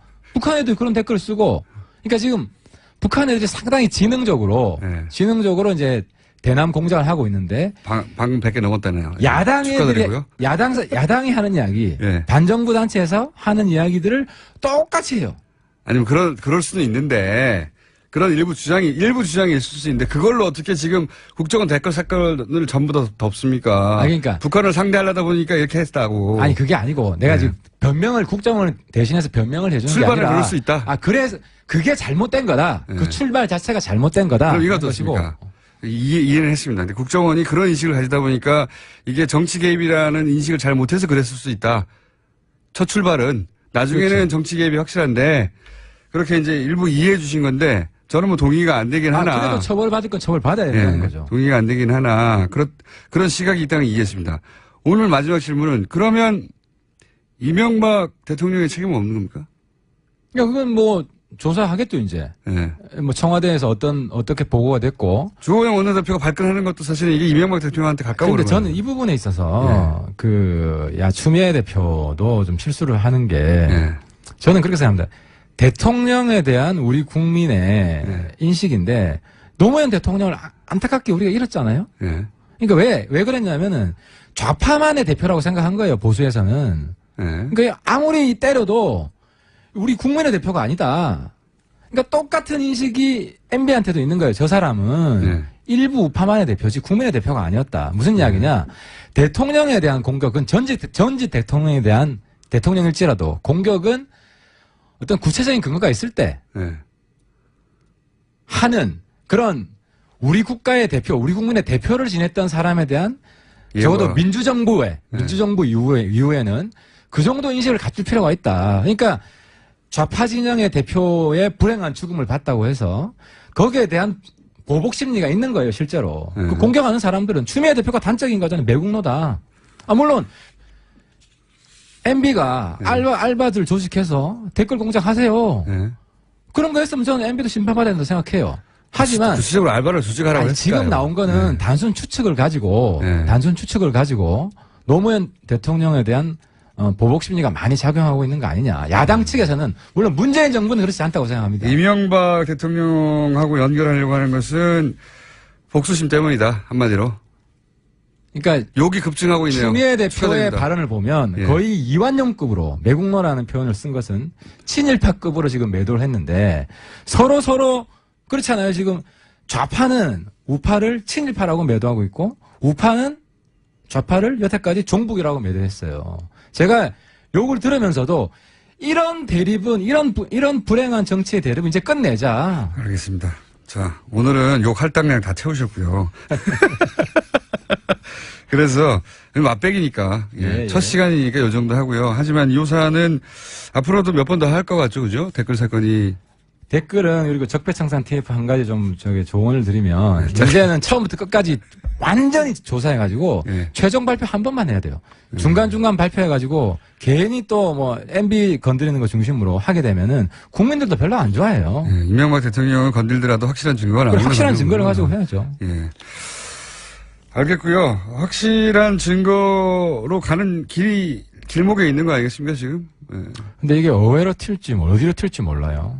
이게 이제 MB 정부에서 처음 시작된 거냐, 아니면 그전 정부에도 있었냐, 뭐 이런 것까지 전면적으로 조사를 다 해야죠. 알겠습니다. 자, 오늘 맛배기고요. 오늘 뭐 충분히 많이 드셨습니다. 저희가 한 300개 드셨네요. 예. 오늘 식사량은 300개였습니다. 지금까지 바른정당의 하태경 최고위원이었습니다. 감사합니다. 예, 고맙습니다. 불친절한 AS.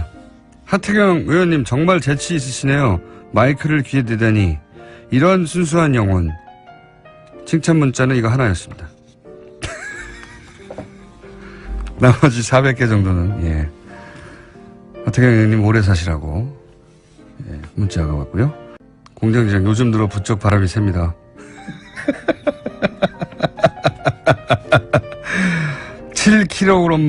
7kg만 빼부시면 들어가요. 바람이 새는 거는 제가 살찐 건 사실인데 최근에 10kg 가까요. 예. 바람이 새는 것은 예, 살찐 거하고 상관이 없습니다. 3년 전에 살아있던 콧대 어디 갔습니까? 뭐 살펴난 소리가 많네요. 네. 해볼게요. 네. 그리고 오늘도 500개 이상 문자를 보내주신 모든 분들에게 감사드리며 불친절한 AS 여기까지 하겠습니다. 자, 가을 플라니 사회경제연구소 지난주 어땠습니까? 네, 좀 늘었습니다. 그러니까 이제 휴가에서 돌아오시는 것 같고, 맞아요. 예. 공장장 목소리를 이제 좀 듣는 것 같아요. 하루 이틀 이렇게 한두 주 빠지면 확 사라졌다가 한두 주 이상 연속으로 해야지. 본인은 진행자가 막 빠지면서 다 한 번 빠진 것 같죠. 확 빠졌다가 다시 10명, 주당 10명으로 다시 돌아와야죠. 네네, 그래야 네. 됩니다. 아직도 한 주당 30명밖에 안 됩니까, 지금? 그렇죠. 갈 길이 멉니다. 자, 부동산 정책에 대해서 당연히 다뤄야 될 것 같아요. 가장 큰 최근에 나온 경제 관련 정책인데 일단 시장에서 뭐 당장의 반응은 세다라고 저희가 공인중개사협회 예, 고문을 역임하신 교수님과 나눠봤더니 이제 공인중개사협회에 있으셨으니까 당연히 공인중개사들 얘기를 많이 들으셨겠죠. 예상보다 세다. 엎드려 있자. 네. 이런 분위기라고 해요. 예, 엎드려 있자가 답입니다. 예, 좀 엎드려 있으면 있자. 풀릴 거다라고 예상하고 있는 거죠. 그러니까 뭐 사실 해방 이래 부동산 업자들이 진 적이 있습니까? 예, 그게 지금 문제가 되는 거죠. 왜냐하면 네. 모든 대통령이 사실상 부동산 잡겠다고 했는데 결과적으로 잡지 못했으니까 그렇죠. 이번에도 마찬가지일 것이다. 조금만 기다리면 된다. 네, 좀 근데 세긴 센데. 예. 예, 왜 그런 현상이 벌어지냐면 이 대통령들이 경제 성장률이 떨어지면 부동산 가지고 자산 가지고 이 경제 성장을 하려고 하는 네. 유혹을 받거든요. 건설 경기를 진작해가지고. 예, 예. 이게 제일 쉬우니까. 네. 그리고 사실은 돈은 굉장히 많아요, 지금. 부자들은 돈을 많이 갖고 있는데 쓸 데가 별로 없어요. 재벌도 돈 많은 예, 것처럼. 생산적 투자가 안 되니까. 네. 근데 가장 간단하고 가장 수익률이 보장되는 게 부동산인 게 맞거든요. 네. 그러니까 이걸 못 잡으면 그리고 대통령이나 이 청와대에서 유혹을 느끼면 부동산 가격은 올라갈 거다라고 느끼는 거죠. 근데 문제는 시그널이죠. 네. 이제 확실하게 잡겠다는 시그널하고 이 섞이는 시그널이 나가면 가령 노무현 대통령 교육은 이거였어요. 부동산 주택 분양가 네. 이걸 짜장면에 비유하면서 네. 그걸 왜 공개하냐라는 식으로 얘기하니까 이제 안 잡는다 그러면서 확 올라갔고 네. 또 하나는 이제 혁신도시 하면서 전국의 부동산 가격이 올라가게 만들었거든요. 네. 그러니까 의도는 아니었으나 그런 시그널이 간 거죠. 네, 근데 네. 시그널을 정확하게 부동산에 관해서는 일관되게 보내지 않으면 네. 아까 말씀하신 것처럼 네.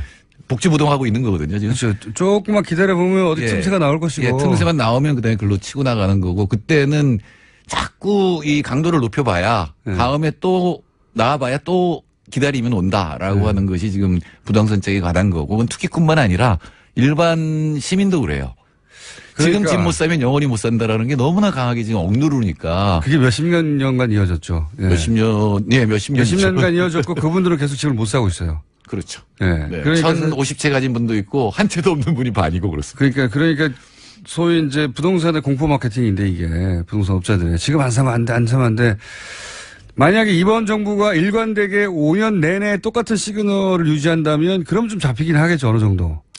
네, 근데 지금 도시재생이라고 하는 게 또 있거든요. 52조가 들어가는 도시재생도 결국은 부동산 가격을 부추길 가능성이 있거든요. 뉴타운처럼. 예, 당연히. 예, 이제 지방 이제 뭐 속성은 다르지만, 네, 어쨌든 부동산. 예, 그 부분을 신경을 안 쓰고 이 도시재생이 다시 이제 지역 땅값을 올리는 걸로 작용하게 되면 못 잡습니다. 그렇게 생각 못 잡을 것이다.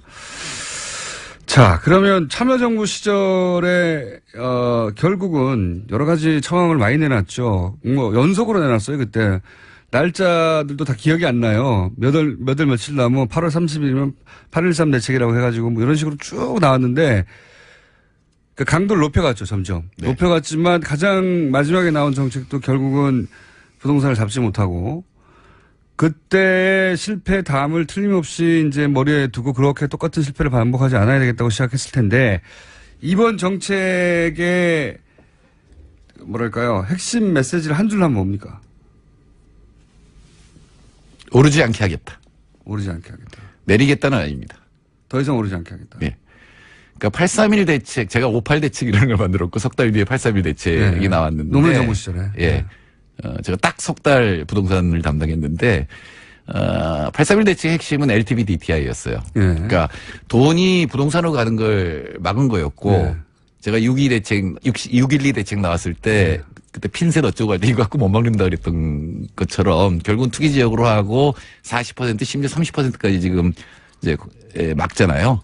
규제하면 오르지 못하고 아까 얘기처럼 이제 관망세로 들어가. 지고 있는 거죠, 집을 그냥. 근데 집을 갖고 있는 것 자체가 부담이 돼야 되거든요. 결국 보유세까지 가야 된다. 예, 보유세까지 결합이 안 되면 이게 풀려 나와야 되거든요. 많이 가진 사람들이 집을 내놔야 되거든요. 집이 지금 부족한 게 아니에요. 집 많죠. 예, 많은데 이 사람들이 가진 게 부담이 돼서 조금씩 나오는 게 제일 좋습니다. 한꺼번에 쏟아져 나오면 그다음 금융위기니까. 지금 사실은 정책하는 사람 그게 제일 무서워요. 한꺼번에 쏟아져 나와서 폭락하면 금융위기거든요. 그러니까 서서히 빠져나오게 만들어야 되는데 그 강도 조절이 어렵다. 그런 거군요. 첫 번째 시그널이고 두 번째는 서서히 두 채, 세 채 이상 가진 사람들이 파는 게 유리하다고 느끼도록. 두 채까지는 저는 이해가 가는 면도 있는 게 예를 들어 상속을 받았다든가 뭐 이럴 수 있어요. 그런데 세 채, 네 채 넘어가기 특히 한 5채 이상 넘어가면 이거는 일반의 상식으로는 이게 투기지. 보통 가정에서 어떻게 5채가 있을 수 있습니까? 근데 이명박 정권이 뭘 했냐면은 그걸 임대사업으로 양성화시키겠다고 해서 민간의 공급을 늘린다는 건데 그렇더라도 보유세는 과세를 해야 됩니다. 사실은 참여정부의 실패를 얘기하지만 참여정부 실패의 가장 큰 원인은 뭐냐면 처음에 강도 높은 게 나갈 때 그거를 여러 군데서 막았어요. 그리고 이정호 실장이 주도를 했는데 그 시장에서도 막았고 뭐 언론들도 난리가 났지만 이현재 부총리부터 막았거든요. 정부 내에서도. 그다음에 제가 당시에 이제 수도권 국회의원들하고 이 대화하는 데 갔는데 전부 반대하는 거예요. 종부세에 대해서. 왜? 수도권 집값 떨어지면 자기 의원 단 한 명도 빼놓지 않고 반대했습니다. 그때. 그러니까요. 그러니까 그런 것들이 메시지가 못 막는다는 메시지를 계속 보내는 거고 내부에서부터 계속 완화가 되면 그러면 이제 확실하게 이제 시장은 틈만 노리는 거죠. 시장은 정부를 두려워하지 않게 되는 거죠. 정책을. 근데 문제는 제가 보기엔 지금 청와대가 그런 시그널을 틈새를 보여주고 있어요. 왜냐하면 장하성 실장은 자본소득은 별로 문제가 없다는 얘기를 했어요. 책에서. 근데 굉장히 심합니다. 왜냐하면 지난 1년 동안 자산 가격이 700조가 올라갔어요. 그러면 그 수익률로 치면은 40조 원을 이 사람들이 소득을 얻은 건데 40조 원이면 우리나라 GDP 전부예요. 이렇게 생각하시면 돼요. 28,000달러가 우리 1인당 국민소득이잖아요. 그럼 3% 오르면 한 100만 원 오른 거예요. 내 소득이. 네. 근데 1년 동안 임대료로 내는 게 얼마예요? 100만 원 넘는다고요. 그러니까 경제 성장이 된 부분을 전부 자산을 가진 사람들이 가져가는 고 있는 거거든요. 구조적으로. 예, 예. 그러니까 이거를 막지 않으면 안 되는 거고. 두 번째는 김수현 수석이 종부세 트라우마가 너무 강해요. 종부세 때 걱정 때문에 보유세를 치고 나가지 못한다. 예, 종부세 때문에 그때 세금 폭탄을 맞고 이 노무현 대통령 인기가 떨어졌다라는 사고를 하고 있기 때문에 이 종부세에 대해서 소장님의 이 현재 부동산 정책이 방향성은 맞는데 이걸로 부족하니 보유세까지 가서 집을 소유하고 있는 사람들이 이것보다 훨씬 더 강한 압박을 받아야 된다. 예, 제가 보기에 지금 가장 올바른 시각을 갖고 있는 사람은 김현미 장관이에요. 김현미 장관. 김현미 장관한테 맡겨라. 이게 오늘 메시지입니다. 본인이 집 없는 서름을 그리고 머리가 큰 당사자이기도 하고. 네, 정확하게 장관이 메시지를 보낸 게 뭐가 있냐면 공급이 부족한 게 아니다. 그렇죠. 예, 예. 맞습니다. 예, 보유세까지 원래 김현미 장관이 보유세까지 하고 싶었을 거예요. 그 다 허용하고 단번에 끝내야지 찔끔찔끔하면은 결국 당합니다. 근데 2단계로 보유세가 기다리고 있다는 것도 하나의 압박이 되긴 될 것 같은데 김현미 장관의 말을 한마디로 압축하면 이겁니다. 살고 있는 집이 아니면 팔아라는 거거든요. 예, 근데 역대 대통령이 다 그랬기 때문에 별로 안 믿을 텐데 네. 그리고 김현미 장관이 앞으로 조심해야 될 건 도시재생이 투기로 변하지 않도록 해야 된다는 거죠. 김현미 장관 말 들으랍니다. 여기까지 하겠습니다. 정태윤 소장님이었습니다. 감사합니다. 네, 감사합니다. 내일 뵙겠습니다. 안녕. 근데 익숙한 직원들이 아니에요. 그래서 원래 이제 활동을 하던 직원들이 협조망을 이제 전문용어로 부식한다고 하는데. 부식이요? 예, 심는다는 거죠. 협조망을 심고. 국정원 내에서는 부식이라고 합니까? 협조망을 부식하고 관리하고 하는데 익숙한 직원들이 이제 국내 정보를 하는 직원들인데. 예. 수사국도 마찬가지고요. 그러면 그 직원들이 나가서 직접 지금 드러난 것 보면은 보안각서를 진구를 했다고 그러는데 네. 보안각서를 받게 되면은 일반인들은 굉장히 심리적 압박감을 느껴요. 그렇겠죠. 그래서 또 자기가 무슨 굉장히 국가 안보를 위해서 대단한 일을 하는 걸로 착각을 할 수도 있고. 네. 그래서 그러다 보니까 이제 그 국내 정보하는 쪽, 그다음에 안보수사, 대공수사하는 쪽에서 또 다른 팀들이 많이 있을 거다. 그래서 지금 드러난 것은 정말 국정원개혁위원회에서 발표한 것은 커다란 성과인데 네. 앞으로 더 드러날 것을 보면은 참 가슴 아프지만 흥미진진하다. 빙산의 일각에 불과하다 이 정도는 30개 정도는 능숙한 직원이 하나에 20개 팀 정도 하니까 능숙하지 않더라도 뭐 5개, 10개는 할 수 있겠네요. 그렇죠. 네. 그러면 심리전단국 직원만 따져도 만약에 5개씩만 했다고 해도 몇백 개 아닙니까? 그렇죠. 약 70명이 나가서 하면은 네, 350개. 350개 팀을 5개만으로 한다 하더라도. 네. 그러면 30개 팀이 나왔는데 이거는 뭐 10분의 1도 안 되는 거라고 봐도 되겠군요. 그렇죠. 원래 기본적인 국정원 직원들의 역량이나 하던 일의 패턴에 보자면 예, 이건 뭐. 그렇죠. 그건 정말 너무 적은 숫자입니다. 그 3,500개 하니까 굉장히 커 보이고 그동안에 없던 얘기라서 그러니까요. 많아 보이는데, 네. 국정원의 역량이나, 그다음에 온라인상에 떠도는 내용들을 보면은 과연 3,500개 아이디쯤으로 했을까? 10분의 1도 네. 안 된다고 보십니다. 네. 그리고 국정원 활동비가 지금 한 달에 2억 5천 썼다고 하는데. 네. 너무 적다고 계속 저희도 생각하고 있었거든요. 그렇죠. 네. 너무 적은 돈이죠. 너무 적은 돈이죠. 네. 정권을 놔두고 자기들이 총력을 다했는데 한 달에 2억 5천 3억을 쓰겠습니까? 250억을 써도 모자라지 않습니까? 그렇죠. 네. 그렇습니다. 이것도 역시 그러면 지금 국정원 TF가 밝혀내고 있는 건 그나마 자료가 남아있는 일부군요. 그렇습니다. 그리고 자료가 남아있고 또 이제 개인들 직원들, 일을 했던 직원들을 조사를 했을 텐데, 현직 직원들이 이게 드러나면은 처벌받을 것을 두려워해서 아마 많이 감추고 있고 또 다른 직원은 조사하는 직원도 끝까지 밝혀내는 것이 추궁하는데 지금 조금 한계는 있을 겁니다. 국정원 내에서 하다 보니까. 그렇죠. 네. 이게 그 국정원 관련은 그게 어렵습니다. 국정원 내에서 국정원 직원이 다른 직원을 상대로 조사하다 보니까 항상 내부에서 이게 끝나고. 네. 그런데 또 국정원이라는 조직 자체가 외부에서 들어가서 확 다 털어버릴 수도 없는 데잖아요. 근데 지금 외부에서 들어간 게 국정원 개혁위원회 예. 정혜구 위원장을 중심으로 들어갔는데 그분들은 조사를 잘 모르시잖아요. 그래서 결국 조사는 내부 직원들이 해야 되니까 거기에서 한계가 좀 있을 겁니다. 자, 그런 한계가 있긴 있다는 전제하에서 얘기를 해보자면 당시에 국정원만 했느냐. 오늘 저희가 브리핑에서 했는데 군 사이버 사령부도 등장을 했거든요. 네. 군 사이버 사령부가 당시 댓글 다는 직원들을 뽑다 보니 전문성이 떨어져서 정작 사이버 사령부가 했었어야 할 해킹 정보들은 민간 업체에서 사온다 뭐 이런 뉴스였는데 네. 그런데 이제 사이버 사령부는 그렇다면 독자적으로 댓글을 달았겠는가. 이 사이버 사령부를 국정원이 지시한 건 아닐까. 왜 그렇게 생각할 수밖에 없냐면 댓글을 단다는 건 기조가 있거든요. 네. 중구난방으로 몇천 명이 움직여봐야 아무 도움이 안 돼요. 그렇습니다. 예. 네. 하나의 일관된 흐름이 있어서 여론이 이렇구나 하고 착각을 불러일으켜야 되니까 지휘를 해야 되거든요. 네. 제가 군을 평가자로 하는 것은 아닌데 댓글은 금방 우리 공장장님 말씀하신 대로 어떤 일관된 기조하에서 그렇죠. 또 정치 상황을 냉철하게 분석을 하고 분석된 결과를 토대로 자기들한테 유리하게 작성을 해야 되는 거거든요. 그렇죠. 보도의 작업입니다, 사실은. 군은 할 수 없습니다. 그걸 더군다나 사이버 사령부의 역량으로는 네.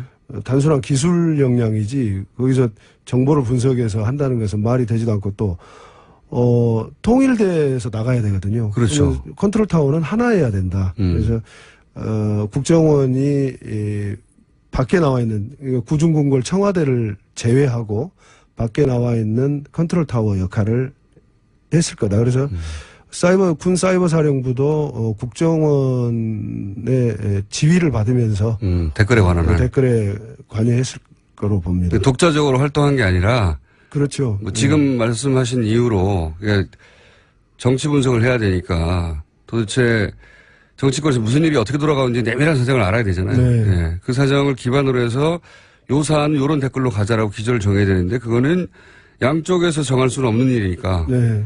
국정원이 정했을 것이고 국정원이 정하면 그걸 사이버 사령부가 실행했을 것이다. 네. 그래서 그때 이제 댓글 사건을 제가 폭로한 이후에 국정원이 난리가 났어요. 그래서 국정원 감찰실이 그 심리정보국 직원들 차 트렁크를 막 뒤지고 했는데 그 와중에 그 논지가 몇 장이 발견이 됐다고 그러더라고요. 논지라 하면 논지가 이제 지령문이죠. 댓글을 이렇게 달아라. 안녕하세요, 김호준입니다.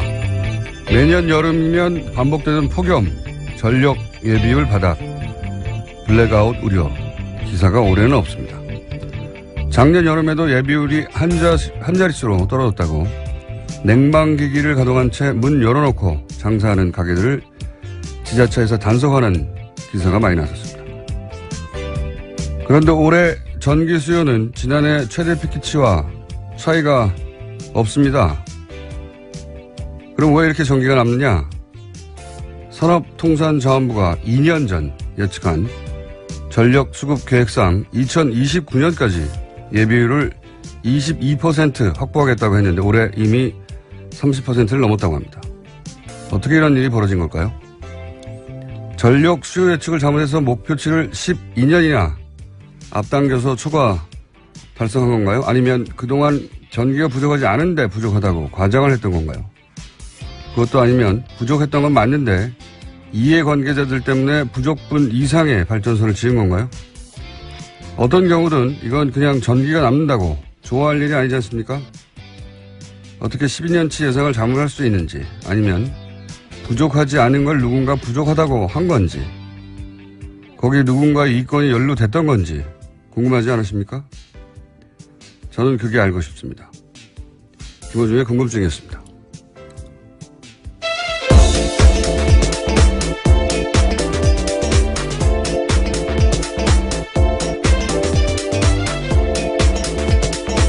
시사인의 김은지입니다. 전기가 남는다는 거 오늘 뉴스 보셨어요? 네, 요새 좀 나오고 있더라고요. 네. 2년 전에 예를 들어서 후내년에는 전기가 남는다든가 아니면 작년에 내년부터는 전기가 남는다든가 그런 얘기 들어본 적이 없잖아요. 그렇죠. 새삼 듣는 이야기입니다. 네. 게다가 2년 전에 계획을 세웠는데 그때 2029년이 되어서야 22%의 전력 예비율을 갖추겠다. 근데 올해 30%가 넘어요, 벌써. 불과 2년 전에 예측한 건데, 이 예측이 어떻게 12년에 틀릴 수가 있는지, 예. 갑자기 전기 피크 전력량, 그러니까 여름 더울 때면 최대치 전력 예비율 한 자릿수 떨어졌다. 좀만 더 하면 블랙아웃 된다. 예. 그래서 문 열어놓고 장사하는 가게도 막 단속하고. 이게 작년까지만 그래서 작년. 정확하게 1년 전에. 무슨 내막이 있지 않겠나 하는 의구심을 품을 수 있지 않습니까? 사정은 잘 모르겠는데, 그동안 전기가 모자라지 않았는데, 최대 피크치를 가지고, 피크치라는 건 그 한 해에 전기 사용량이 최대로 올랐을 때잖아요. 그렇죠. 네. 그것만 가지고 일종의 이제, 대국민 협박에 가깝죠. 전기가 부족하다고. 제 기억으로는 뭐 10몇 년 이상 계속 들어왔던 것 같아요, 여름마다. 그래서 발전소를 필요 이상 지은 건 아닌지 확인해 볼 필요가 있다. 네. 지금 발전소가 많이 지어졌다는 거거든요. 올해 기준으로. 많이 지어졌다는 건 올해부터 가동이 들어갔다는 거죠. 그걸 2년 전에 몰랐을 리 없지 않습니까? 그렇죠. 아주 긴 계획을 가지고 세우니까요. 네. 국가에너지 수급 대책은요. 발전소 짓는 건 굉장히 큰 비즈니스이기 때문에. 네. 그리고 SK나 GS 같은 이 대기업에서 민자발전소가 있어요. 이거 잘 모르시는데. 근데 이 민자발전소가 한전이 전기가 모자라면 민자발전소에서 사오거든요. 근데 이명박 시절에 민자발전소가 엄청나게 큰 성장을 했어요, 그때. 그 전까지만 해도 뭐 몇백억 단위의 이익이었는데 이명박 시절에 수천억 단위로 거의 10배 가까이 성장했거든요. 전기가 부족하면 민자발전소에서 더 비싸게 사요.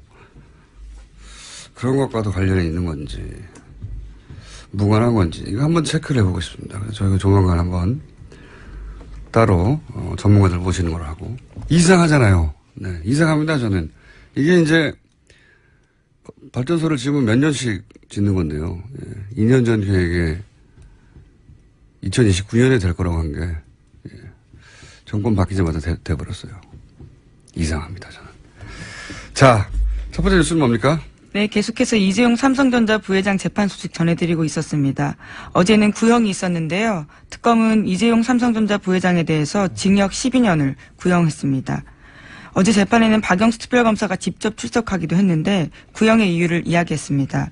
이 사건은 전형적인 정경유착에 따른 부패 범죄로 국민주권의 원칙과 경제민주화라는 헌법적 가치를 크게 훼손했다라고 지적했는데요. 따라서 이 부회장 등 피고인 등에 대해서 엄벌이 필요하다라고 밝혔습니다.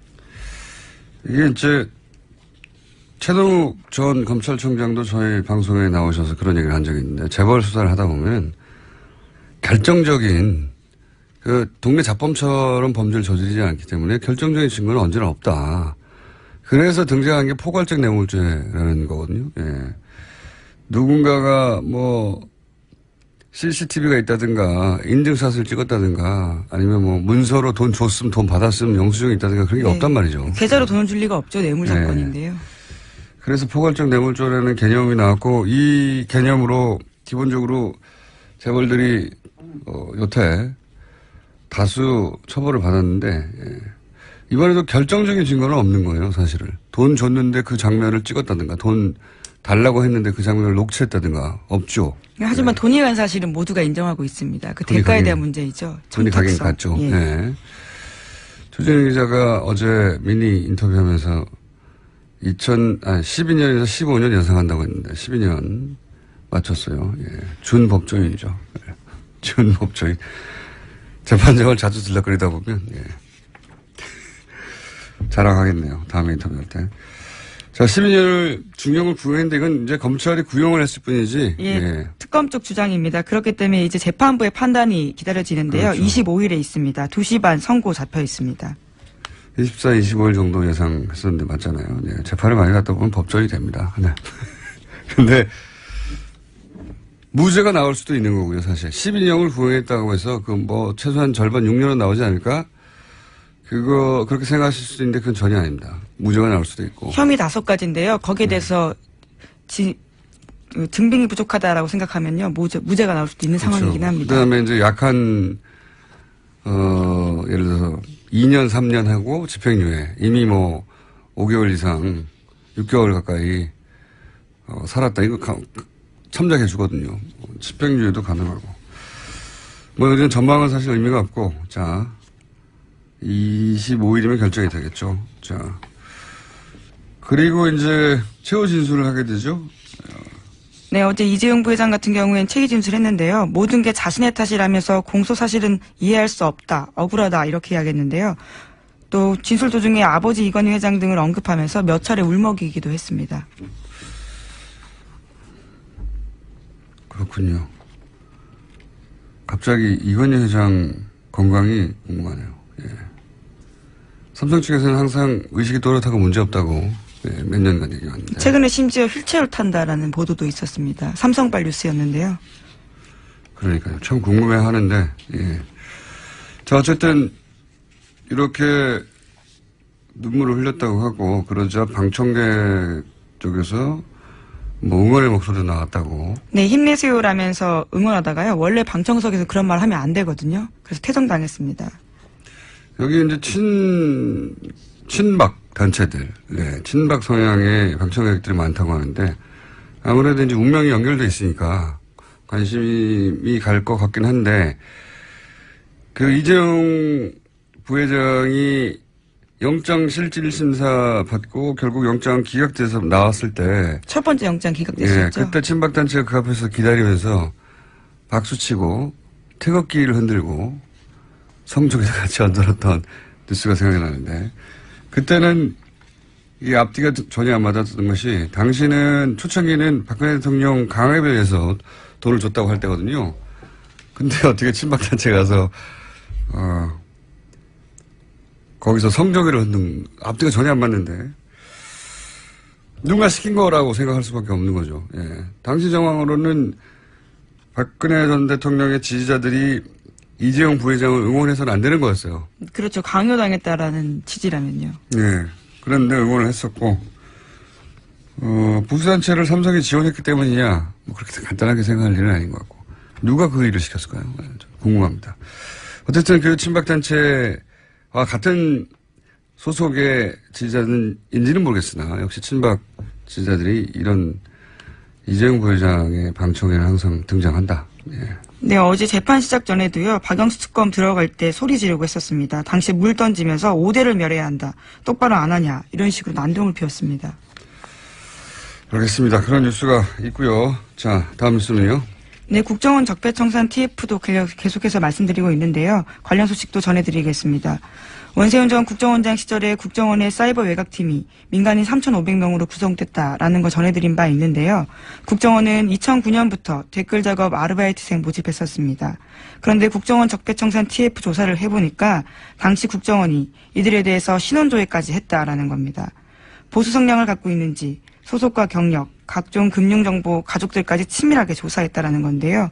적폐청산 TF에 따르면 국정원은 이 정보를 토대로 약점을 틀어지고 내부 고발 등 사전에 이런 것들을 차단했다라는 겁니다. 이게 한편으로 이해가는 게 자국민을 상대로 심리전을 한 거잖아요. 예, 자국민을 상대로. 원래는 적을 상대로 했었어야 하는 작업을 자국민을 뽑아서 자국민을 상대로 심리전을 하는 거니까 그 자국민 대상의 간첩을 뽑은 거가 마찬가지예요. 신원조사해야죠. 그쪽에서는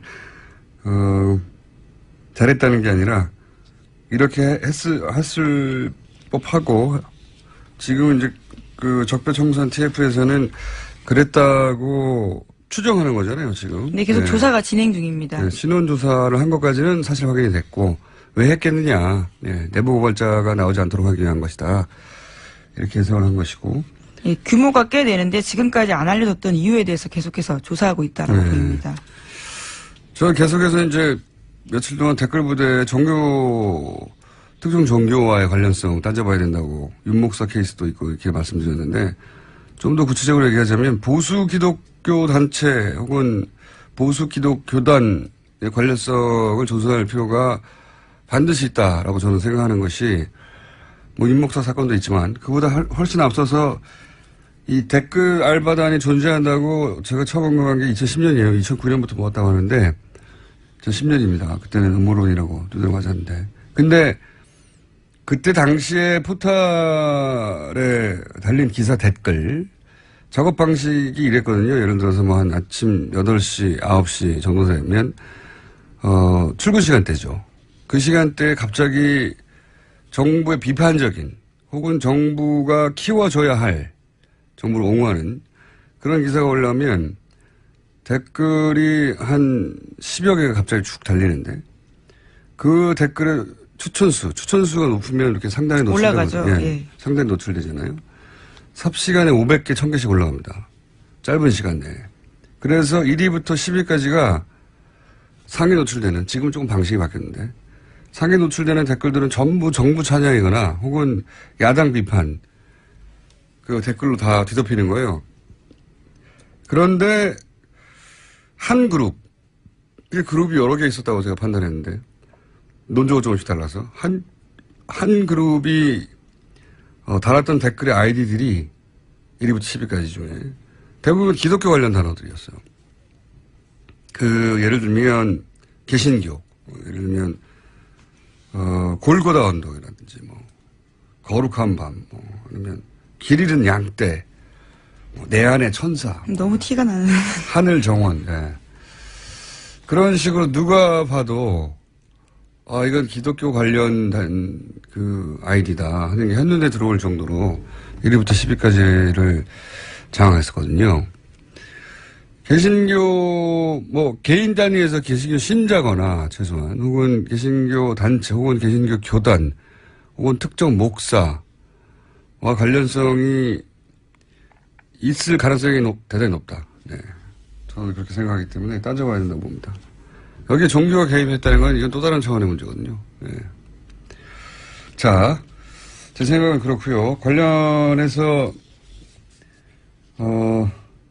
지금 이 국정원 적폐청산 TF에서 간간히 나온 뉴스, 이 뉴스는 그 전까지는 들어본 적이 없는 뉴스인데 추정만 해서 확인되어 가는 건데 이제 또 관련 뉴스들이 있죠. 그렇죠. 의혹으로 보던 것들이 다 국정원 발로 확인해 주기 때문에 이 뉴스가 가치가 있는 것들인데요.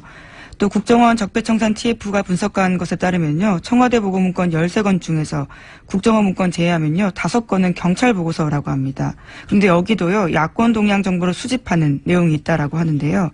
경찰 보고서에는 국정원 문건처럼 2011년 11.6 재보선 전후로 야권 움직임이 담겨 있습니다. 이를테면 문재인 노무현 재단 이사장 주도의 혁신과 통합은 동력이 없다. 또 박원순은 지지율이 낮은 데다가 기부금 횡령 의혹까지 부각될 경우 승리가 어렵다. 이런 식의 내용들이 담겨 있습니다. 그러니까요.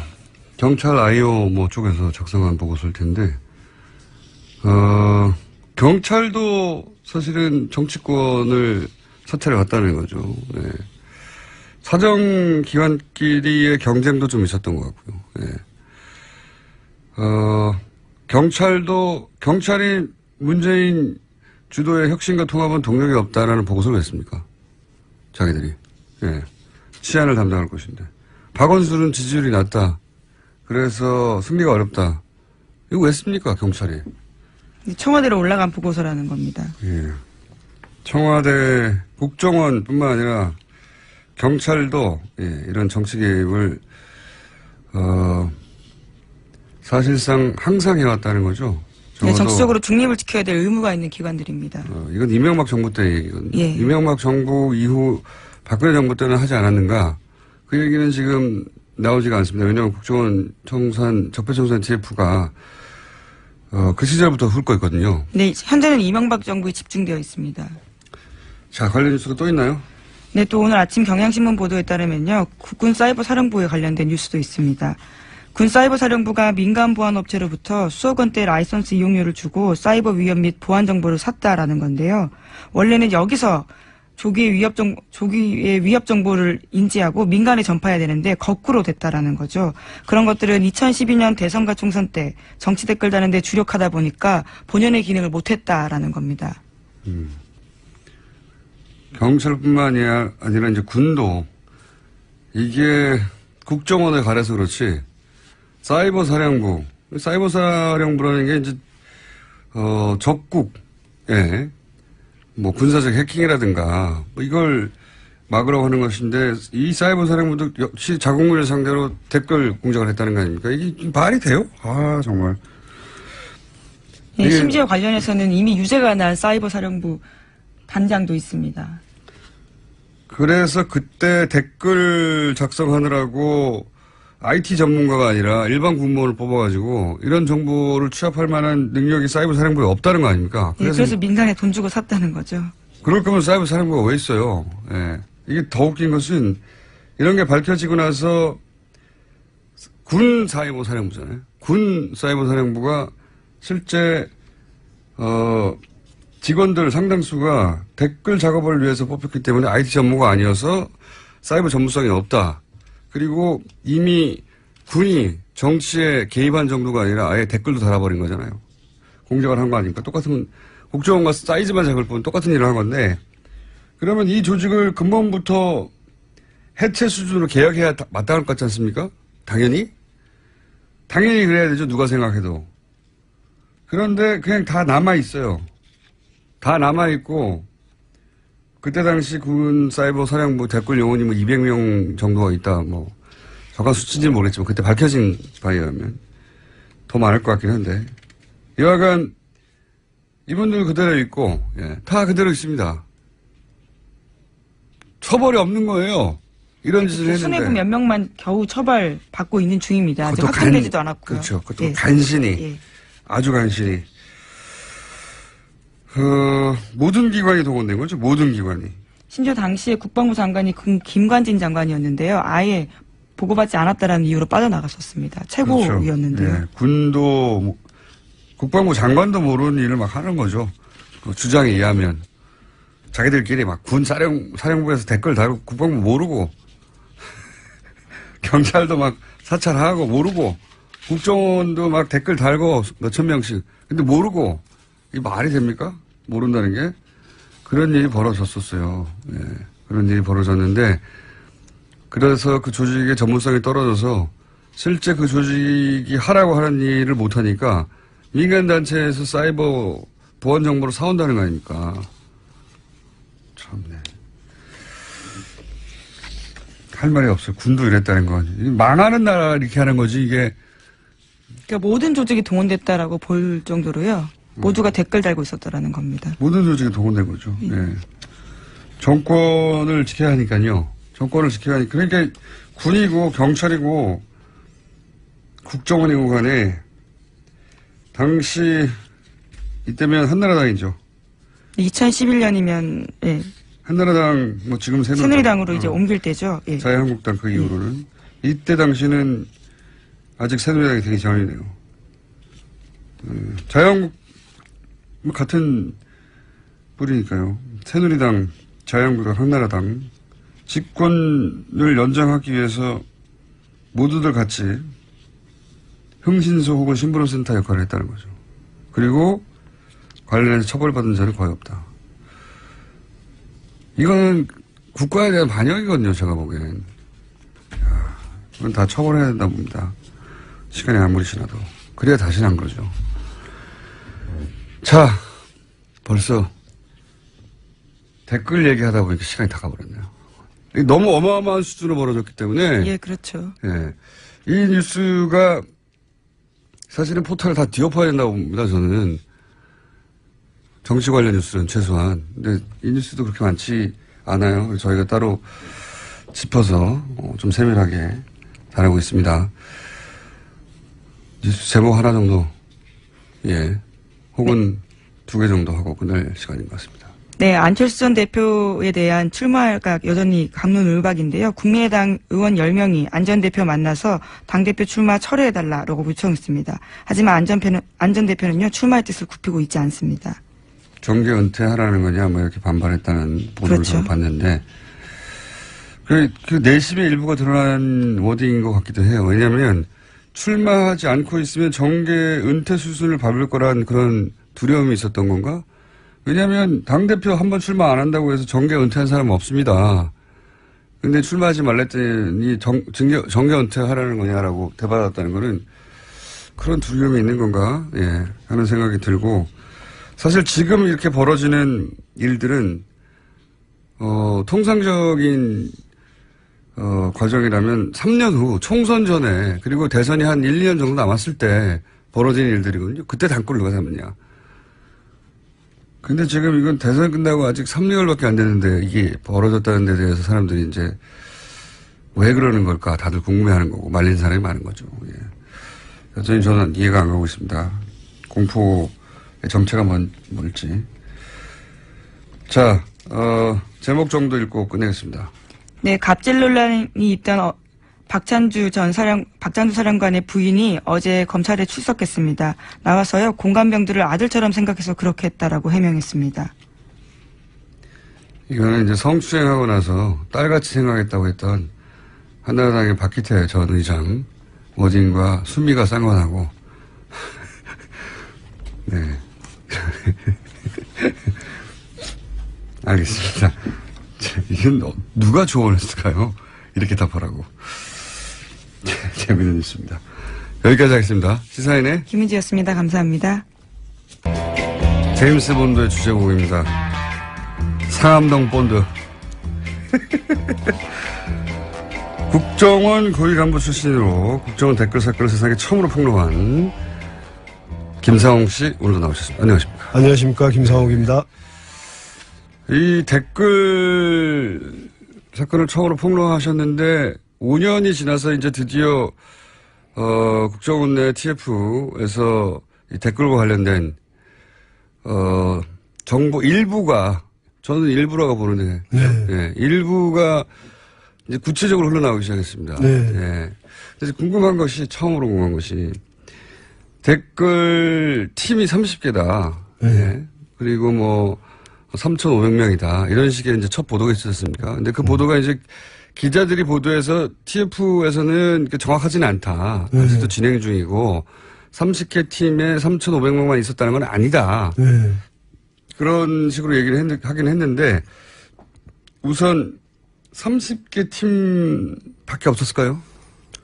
훨씬 더 있었다고 보여져요. 그러니까 지금 국정원에서 발표한 것은 30개 팀에 3,500개 아이디, 그러니까 3,500명이 아니고 3,500개 아이디. 정확하게 말하면 아이디입니까? 예. 네. 근데 이제 30개 팀은 이제 고구마 줄기가 이제 모습을 드러냈다. 네. 그래서 저는 국정원에서 그 특수활동비로 쓸 수 있는 돈이 약 4,900억 정도로 알려져 있는데 4,900억이요. 뭐 1년에 30억쯤을 쓴 걸로 보인다. 이렇게 지금 보도되긴 했어요. 예, 너무 적다. 이거밖에 예, 안 썼을까. 그러니까요. 국가적 사안이었는데 거의. 그렇죠. 예. 그 이명박 정권에서 정권적인 사안이었잖아요. 원장이 계속 관심을 보이고. 보수 정권 재창출이라는 커다란 그 목표를 가지고 했는데 뭐 특수활동비에 10분의 1만 써도 약 500억쯤 되는데 아마 300개쯤 팀이 되지 않았을까. 그러니까 우리 300개요? 그러면 민간인들이 일반인들이 이 다단계 업체를 해도 예. 금방 숫자를 확보해 나갈 수 있는데 맞습니다. 전문가들이 했는데 30개 팀으로 그쳤겠습니까? 저는 이제 조금 꼬리를 드러냈다. 출발선에 서실 뿐이지. 예. 300개 이상이라고 해야 그래야 말이 되는 거지. 30개는 그렇죠. 말이 안 되는 거다. 그렇지만 국정원 직원들이 직접 관리할 수 있는 팀이 한계라는 게 있지 않습니까? 저희들이 원래 대략 한 20개 정도는 개인이 한 사람이요? 예, 직원 한 명이 한 20개 정도의 협조망을 관리를 할 수 있어요. 그러면 아하. 이걸 지금 심리정보국 직원만 한 게 아니니까. 그렇죠. 심리정보국 직원이 했던 게 지금 파악된 게 30개 팀이라고 보는 것 같고. 그럼 거꾸로 얘기하면은 두 사람이면 커버가 가능하다는 그렇죠. 거예요? 그리고 이제 30대 정도는 그렇죠. 더군다나 심리정보국 같은 경우는 협조망을 관리하는